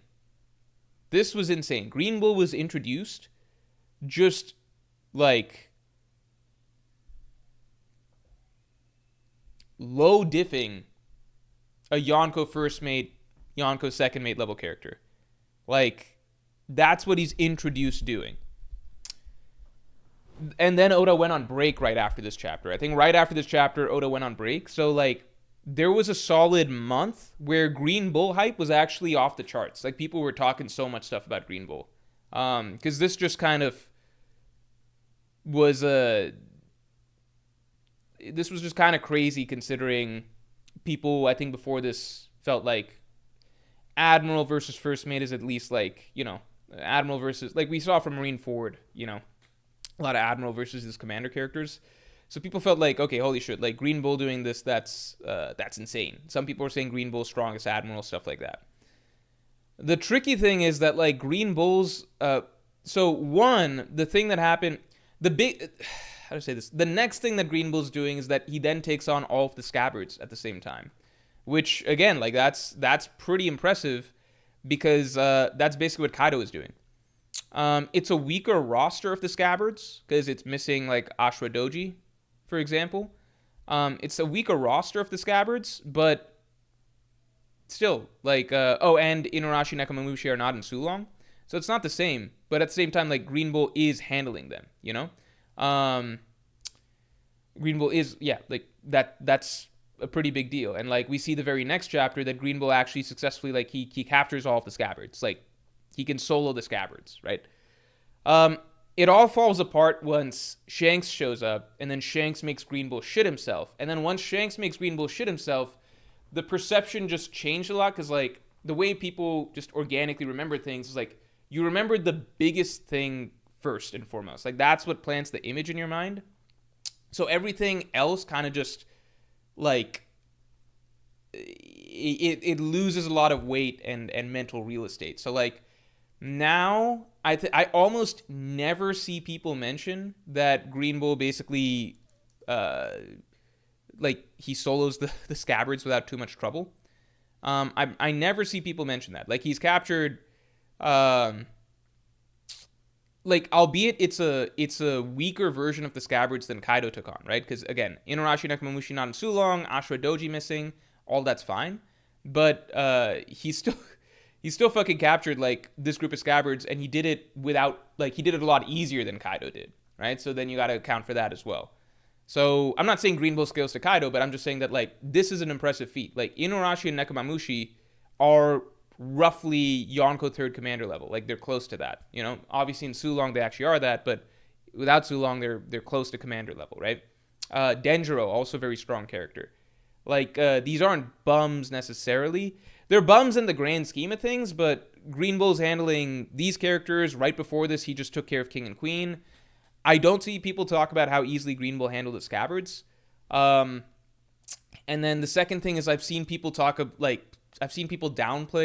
Green Bull versus King and Queen, because people are basically like, well, you know what, King and Queen, they're still like, they were still injured or some shit, which I think is just like, maybe they weren't at like 100%, but they weren't in like fucking, they weren't like on their deathbed or something. Like, you know, like, it's One Piece, like, characters, they're generally fine after a little bit, you know, like, this kind of, like, I don't, like, to me, that's a big stretch. Like, we know, we've all read this series. I'm pretty sure it's been like, what, 2 weeks since the fight? I don't really know what, like, it's not like they're in a fucking wheelchair, right? It's King and Queen at the same time, but people kind of started to downplay that because because like everyone's perception of Green Bull just shifted. And then even stuff later, like, you look at Green Bull and Fujitora at the Reverie, like, I imagine Morley is probably stronger than Karasu. Green Bull was the one fighting Morley, and then Green Bull tied with Fujitora. Like, it was established that it was a tie, and they both like injured each other and shit. So basically, like, the story tells us that Green Bull scales to Fujitora, which is pretty respectable. Like, Green Bull can beat Yonko first mate, second mate type characters. He could beat groups of these characters that are like close to Yonko commander level. You just compare his performance against the scabbards to Kaido's performance against the scabbards.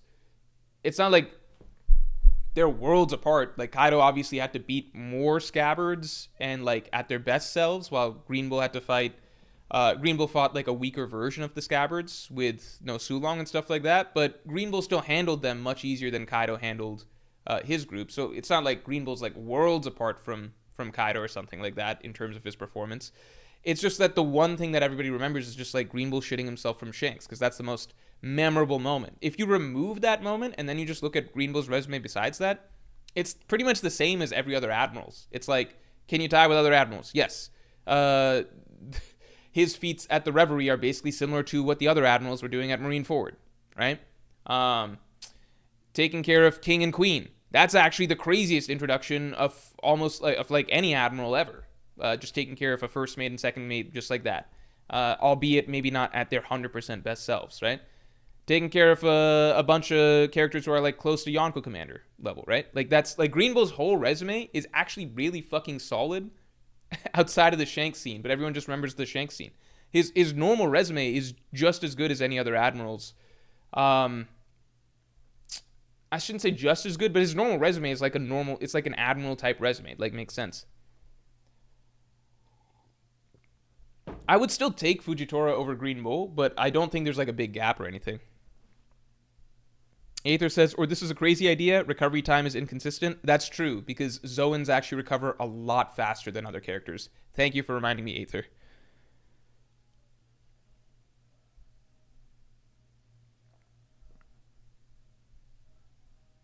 Waikoyo, thanks for the 5. Hey, Morge Goat, missing stream, but I think next chapter is Rox embarrassing Roger and that we won't get God Valley till later. Okay, so other people have already put variations of that idea. Rox steals... Yeah, it's like people are flirting with this incident about that happened with Roger and Rox.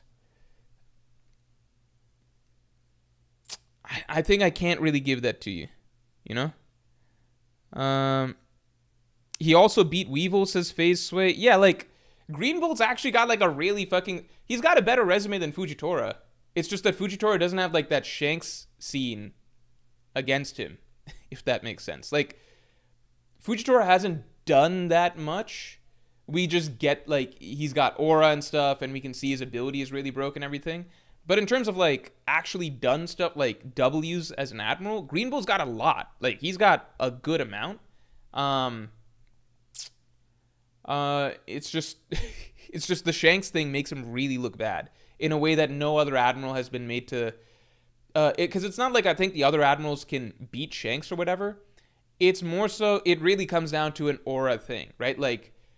You get the sense that none of the other admirals would react the way that Greenbolt did, because the way that he reacted was very undignified and pathetic. That's the bigger issue there.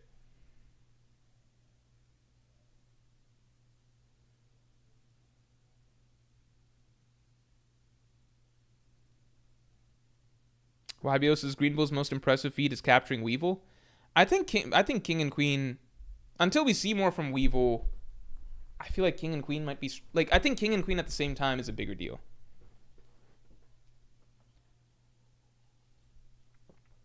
Yeah, Waikoyo. I don't know if I can put down the Roger thing just because, like, other people have been more specific about what kind of goes down with the Roger thing. Bob the Joe Bob, thanks for the 5. Prediction, we see Roger Pirates on Elbaf, and we see Scopper meeting Ripley. Ooh, that could be good. Because we know that had to have happened at some point. Oh, shit. We see Pirates at Elbaf... and Scopper meeting Ripley. Bob the Joe Bob. Grizzly Adams, thanks for the 5. The Shanks scene was so unnecessary. It was a blatant film red commercial and ruined the hype around the new villain. T-pose diff.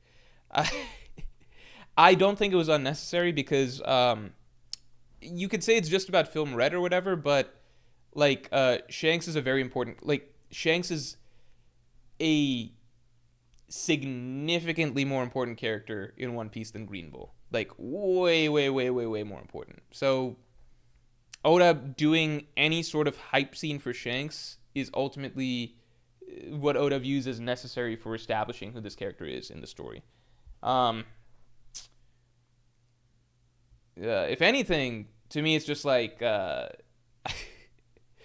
I feel like Oda gives Shanks by far the most hype scenes in the story compared to other characters. Like, it's not even close. And even then, you still have people who will say stuff like, oh, well, I think Kaido is above Shanks or something like that. Or like, you know, like, there's still a lot, like, I feel like it's almost like if Oda didn't give Shanks so many hype scenes, then it's possible Shanks wouldn't be rated the way that Oda wants readers to actually perceive him. You know what I mean?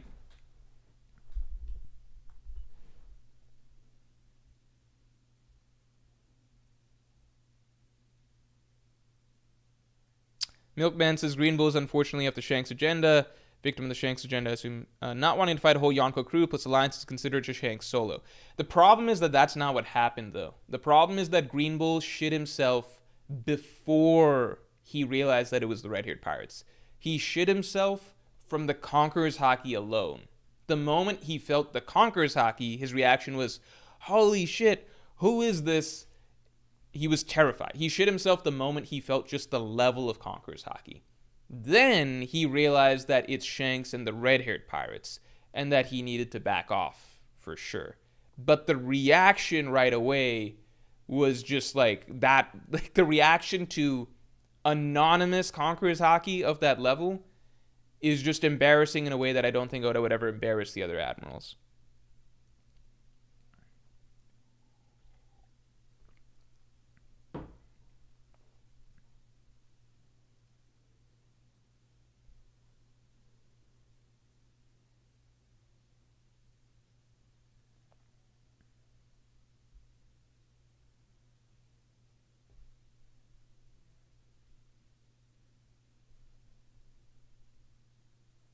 FaZe Sway says Kaido sees Shanks and thinks he's stronger though. Plus Oda constantly hypes Kaido as the superseding force in comparison to pirates. Thinking he's stronger, that's like saying Big Mom thought that she was stronger than Kaido because she decided to fight him. You realize that, like, Scopper Gaban sees fucking Silver's Rayleigh, like, every day on the same ship for, like, 20 years, and Scopper Gaban was confident he was stronger than Rayleigh, even though I'm pretty sure most would agree that the narrative implies that Rayleigh is stronger than Gaban. A character raising their hand and being like, I'm stronger than this character, that's like basic One Piece shit. That's like normal. Everybody fucking does that. Like, that's just the basic standard of just being like, oh, I could kick this guy's ass. Luffy fucking fought, like, got his ass beat by Ace for like God knows how many years straight, and Luffy was still confidently like, I'm stronger than Ace though. It's like, no, no, you're not. That's not a real thing. That's really not a real thing. I love that logic, which is like, well, Kaido thinks he's stronger, therefore he's stronger. It's like, what? Who's your source for Kaido being stronger than Shanks? Oh, let's check the notes. Oh, the source is Kaido. It's like, oh, okay, well, let's put it in the paper then. It's canonical information now. Like, what the fuck?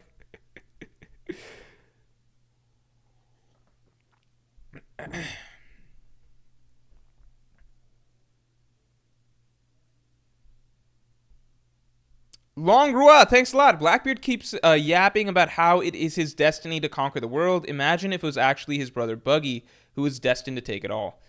You know what's crazy? So, like, I'm going to say this right now. The video that's coming out that I just finished doing the script for and everything, it is, it's addressing the theory of rocks being inside Blackbeard. After putting that, like, I started it, it's not my theory, obviously, right? So I addressed that from the beginning, that, like, this is something that the readership is talking about, right? So I initially started that theory as just, like, this could be interesting. Let me, like, write out, like, why it could be a possibility and stuff. After having written it, it's one of those theories that, like, as you're going through it, and then you're realizing how many things actually connect. Because, like, you don't have the full picture initially. Like, I'm just like, okay, well, it would explain the two devil fruits thing. It would explain, it would explain certain things, right? But then as you're doing, I don't want to give away all of the points right here, right? As I'm writing it, and then I'm going through and actually, like, I'm reading through all of the Blackbeard previous chapters and doing all of the looking through research and everything like that, right? I am genuinely very, very, very convinced that at this point that, like, I think that that's what's happening here. I think that Rocks is inside Blackbeard. I think it's very, very, very likely. I think it's extremely likely. It's interesting because it's actually been a very common theory for some time that Blackbeard has, even before we found out about, like, Rocks details, it's been a common theory for some time that Blackbeard has at least one other soul inside of him. Some people said it might be his sisters because it was established that Blackbeard has some sisters or something like that. But now the possibility of Rocks pops up, and it's just like, wait, we already thought that he might have additional souls inside of him. Rocks being that soul and, like, how that connects all of these pieces, it's very, very interesting. I do think that it's what do you call? I do think that Rocks' soul is inside Blackbeard here. Milkman says Shanks doesn't have anything going to say he's above Kaido, to be honest. See, that's the thing. So this actually perfectly proves what I was talking about earlier, which is, like, the previous comment was like, the Shanks scene was so unnecessary. Grizzly Adams says the Shanks scene was so unnecessary. It was a film red commercial, ruined the hype around this new villain, blah, blah, blah. And I said that, like, I think the Shanks, like, because Shanks is such an important character in the story, and Oda gives Shanks so many hype scenes, like, the hype scenes are necessary. Like, Oda has to keep giving Shanks these scenes. Otherwise, people will not rate him the way that Oda wants us to perceive him. And this basically proves the point, because I was literally like, for example, like, even despite Shanks getting so many hype scenes, like, we got the Green Bull scene, we got the kid scene, like, those are just, like, recent things in the last 100 chapters or so. even despite that, like, there's still going to be people who are like, put Shanks below like Kaido or something, right? And then basically point proven, there are still people who are like, yeah, I think, you know what, Kaido above Shanks, though. It's kind of like, that in itself proves the necessity of scenes like Shanks scaring off Green Bull, because it's like, well, if Shanks didn't get all of these scenes, then how low would people rate Shanks, you know? So, yeah, Shanks gets like a lot of glaze scenes throughout the story, but it's like, damn, even with like the million glaze scenes that Oda gives him, there's still people that underrate the fuck out of him. So it's like, that means the glaze scenes are kind of necessary, because without them, people would just want to put Shanks like fucking low as fuck.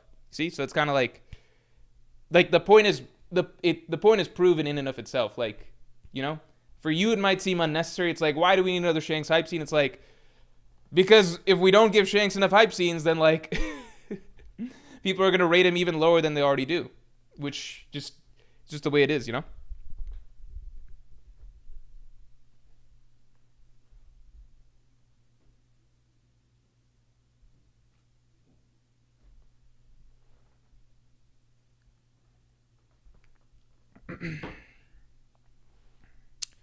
um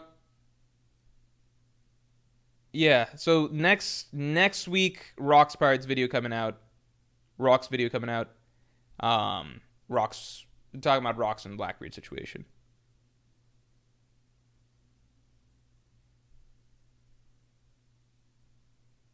Miles says, I think next chapter reveals that Yami Yami was the treasure of Hachinosu.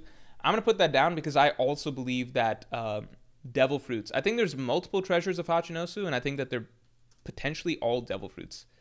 I don't know which ones, though. I think the ones there's 4 devil fruits that I think, 5 devil fruits that I think could fit this, which is Yami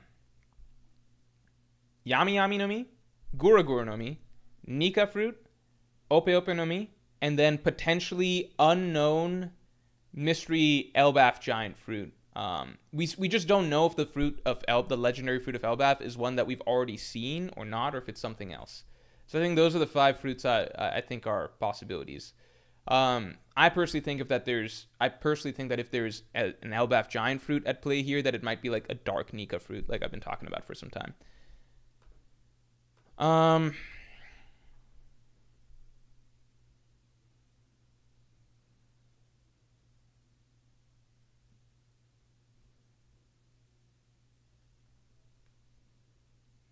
Shit, who made that comment?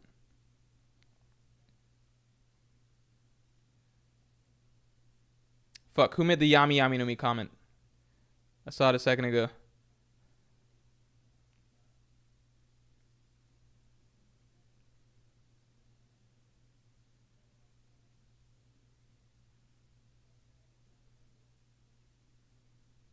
Who made the Yami Yami? I swear I saw the Yami Yami no Mi comment a second ago.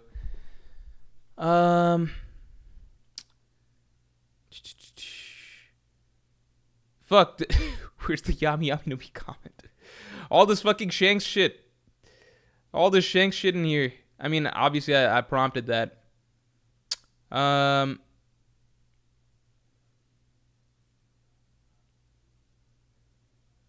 Fuck.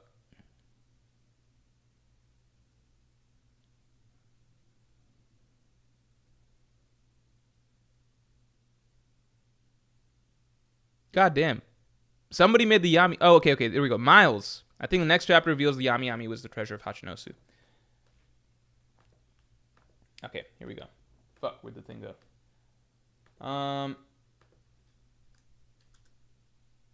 Yami Yami no Mi revealed to be treasure of Hachinosu.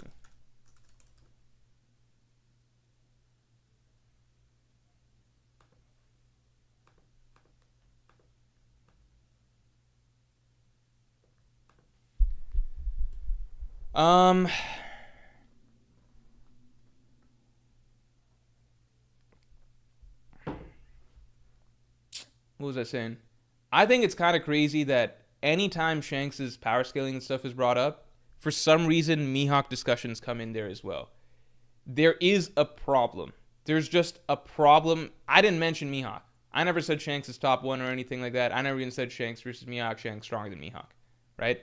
It is genuinely bizarre how obsessed some readers are that they literally can't think. They cannot think of Shanks outside of Mihawk.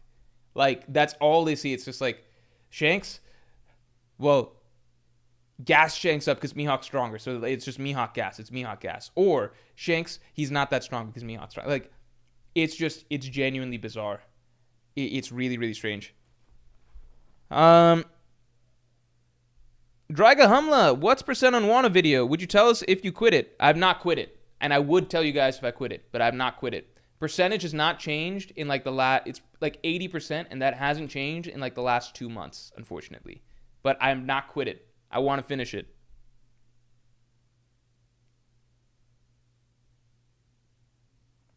They're joined at the hip at this point, just like Zoro and Sanji. Yeah.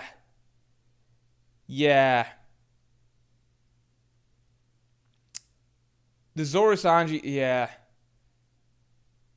I think when discussing Zoro, Sanji doesn't always come up, but I think when discussing Sanji, Zoro does tend to come up.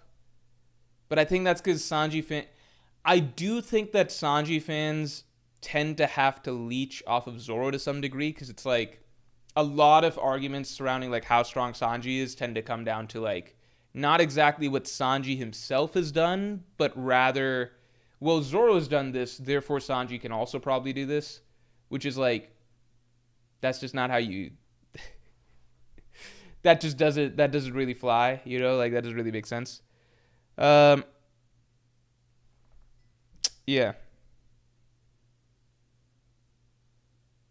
Oof says another Morge hating Sanji moment crazy. That's not hating Sanji. That's really fucking basic.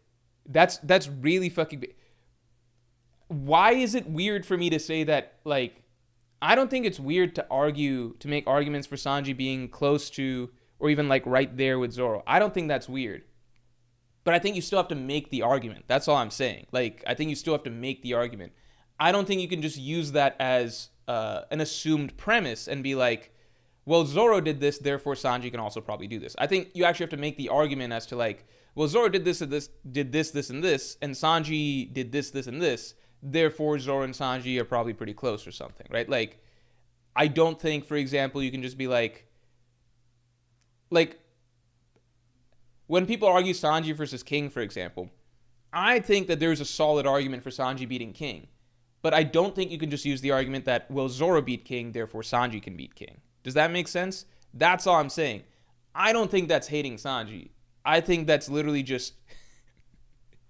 I think that's literally just like the most just basic like definition of like making a logical argument take you can have, which is just like, yeah, you can't just assume that you can't just use your the conclusion you want as your assumed premise. Does that make sense? Sanji washes King? I think that's entirely possible. I think that's 100%. I think that's 100,000% possible. Like, I don't know how exactly I would rank both in like rankings right now necessarily, but I would really have to sit down and think. But I do think that Sanji above King has a solid amount of validity. But I don't think that you can just say that, well, Zoro can do it, therefore Sanji can do it. I don't think that's a thing. I think you actually have to go based off what Sanji's done already, right? Like, if you want to reference things like Sanji destroying Kizaru's laser or something like that, you know, that's like an argument, right? Or how easily Sanji beat Queen when Sanji got Ifrit Jambe, right? Those are arguments. You can't just say Zoro did it, therefore Sanji can also do it. I think that's not a real thing. Monte, thanks for the 1157 prediction. Figarland family lore drop. Oh, that would be interesting.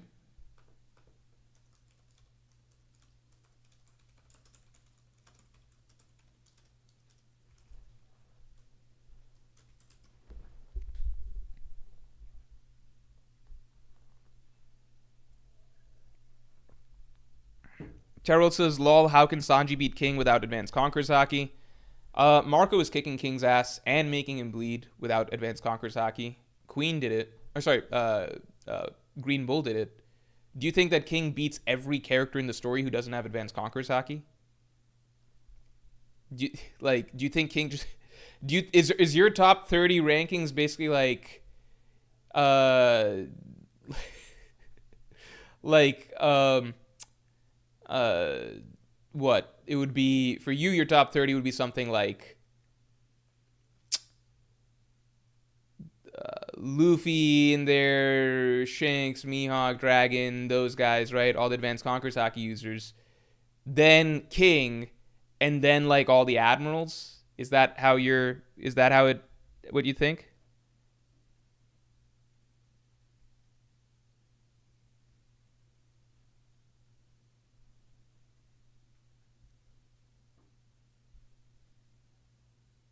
And also keep in mind, like you don't think Fujitora can beat King?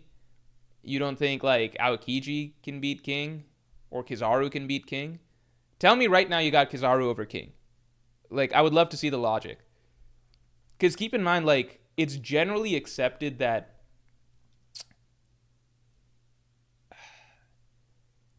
even when the Straw Hats were struggling to deal damage to the Seraphim, right? It's not like people were like, well, Luffy and Zoro are struggling to damage the Seraphim. The Seraphim are stronger than Luffy and Zoro. Nobody ever said that. Um, Same thing with like Luffy couldn't damage Saturn, but you never had anybody arguing Luffy like Saturn above Luffy. Like this was before we learned that Advanced Conquerors Haki can do it, right? Like there's an application of it, right? I'm just talking about in Egghead itself. We saw Luffy kicking Saturn's ass like a million times over. Nobody was ever really Nobody was ever like, well Luffy's not like dealing permanent damage. Therefore Saturn above Luffy, right?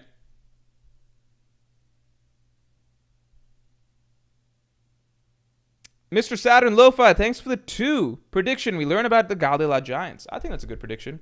We are going to wrap stream in 3 minutes, everybody.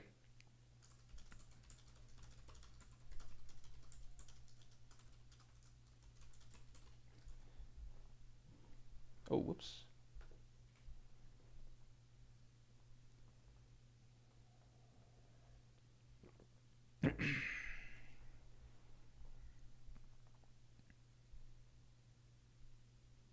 Is Top Man still above Luffy? Is Top Man still above Luffy? I think we need to see how this application of Conqueror's Haki thing works. Meek says, did you see my super chat? Oh, shit. I'm sorry, Meek. Hold on. Did Buggy end up finding Captain John's treasure? If Captain John's treasure is the same as Hachinosu's, then shouldn't Buggy have it? I don't think Buggy ever found it. Maybe he did. Maybe he's holding on to it or something like that. But I do think Captain John's treasure, I think that is a missing piece that will be revealed to be whatever was stolen from Rocks. All right, everybody. I think we're probably going to call stream here.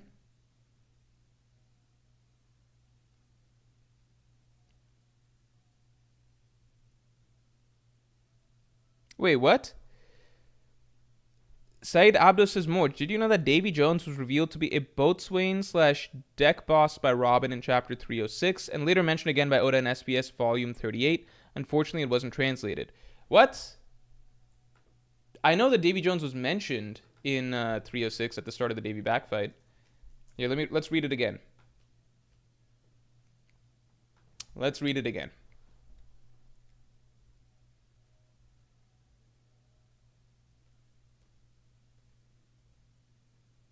Again, this whole Davy backfight section is just insane because like it's just back to back to back. So in the like everything Oda drops right here is very significant, very planned out. Because right here, Oda reveals Pirate Island's existence.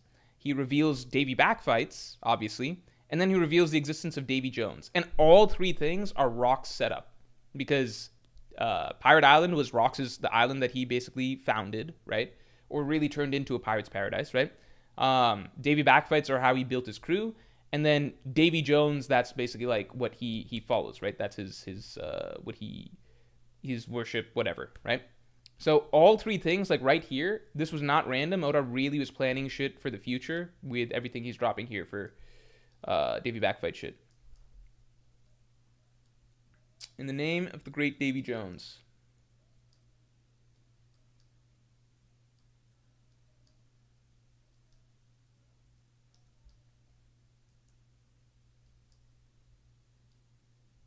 Where does Robin drop this lore? Let me see again. Maybe it was a little earlier.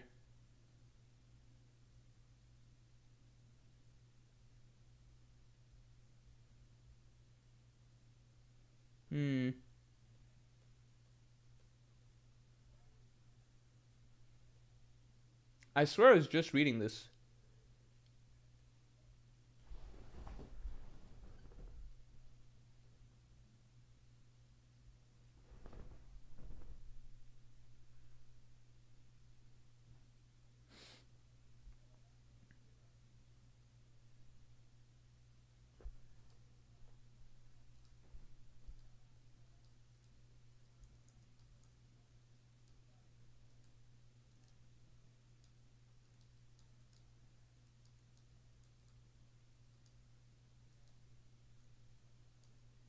Okay, here we go.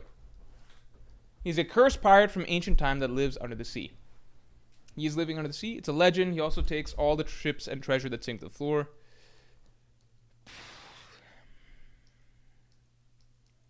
Yeah, I mean, not much more to say there. All right. All right, everybody. All right. We are going to call it here. Thank you all for tuning in. Thank you all for tuning in, everybody. Yeah. And next chapter, I mean, I'm loving this flashback. So every single chapter is a treat. Really looking forward to next week's chapter, obviously. And yeah, let's see how many of these predictions end up being correct. And with that, I'll talk to you all later. Definitely check out the shirts. Definitely make sure you check out the shirts. So one more time, the shirts are on sale for the next 2 weeks only. Next 2 weeks only. So definitely make sure you check out the shirts. Shit, where's it at? Yeah, if you want yours, get your order in today. We got them in white. We got them obviously in black, as I'm wearing right now. We got them in red. Yeah, just check out the shirts. We got them. We're doing in collaboration with Gomu Drop. So yeah, definitely check those out. And Gomu Drop, obviously check them out on Twitter. And yeah, if you want these shirts, then make sure you get them. We also got stickers and everything of all the same stuff as well. And the shirts will be out for the next 2 weeks. So yeah, everybody check those out. And next Tuesday's video is going to be a good one because I'm finally tackling the Rocks of Souls inside Blackbeard theory, and it's a really juicy one that I think is very, very, it puts everything together in one nice little bundle. All right, everybody, with that,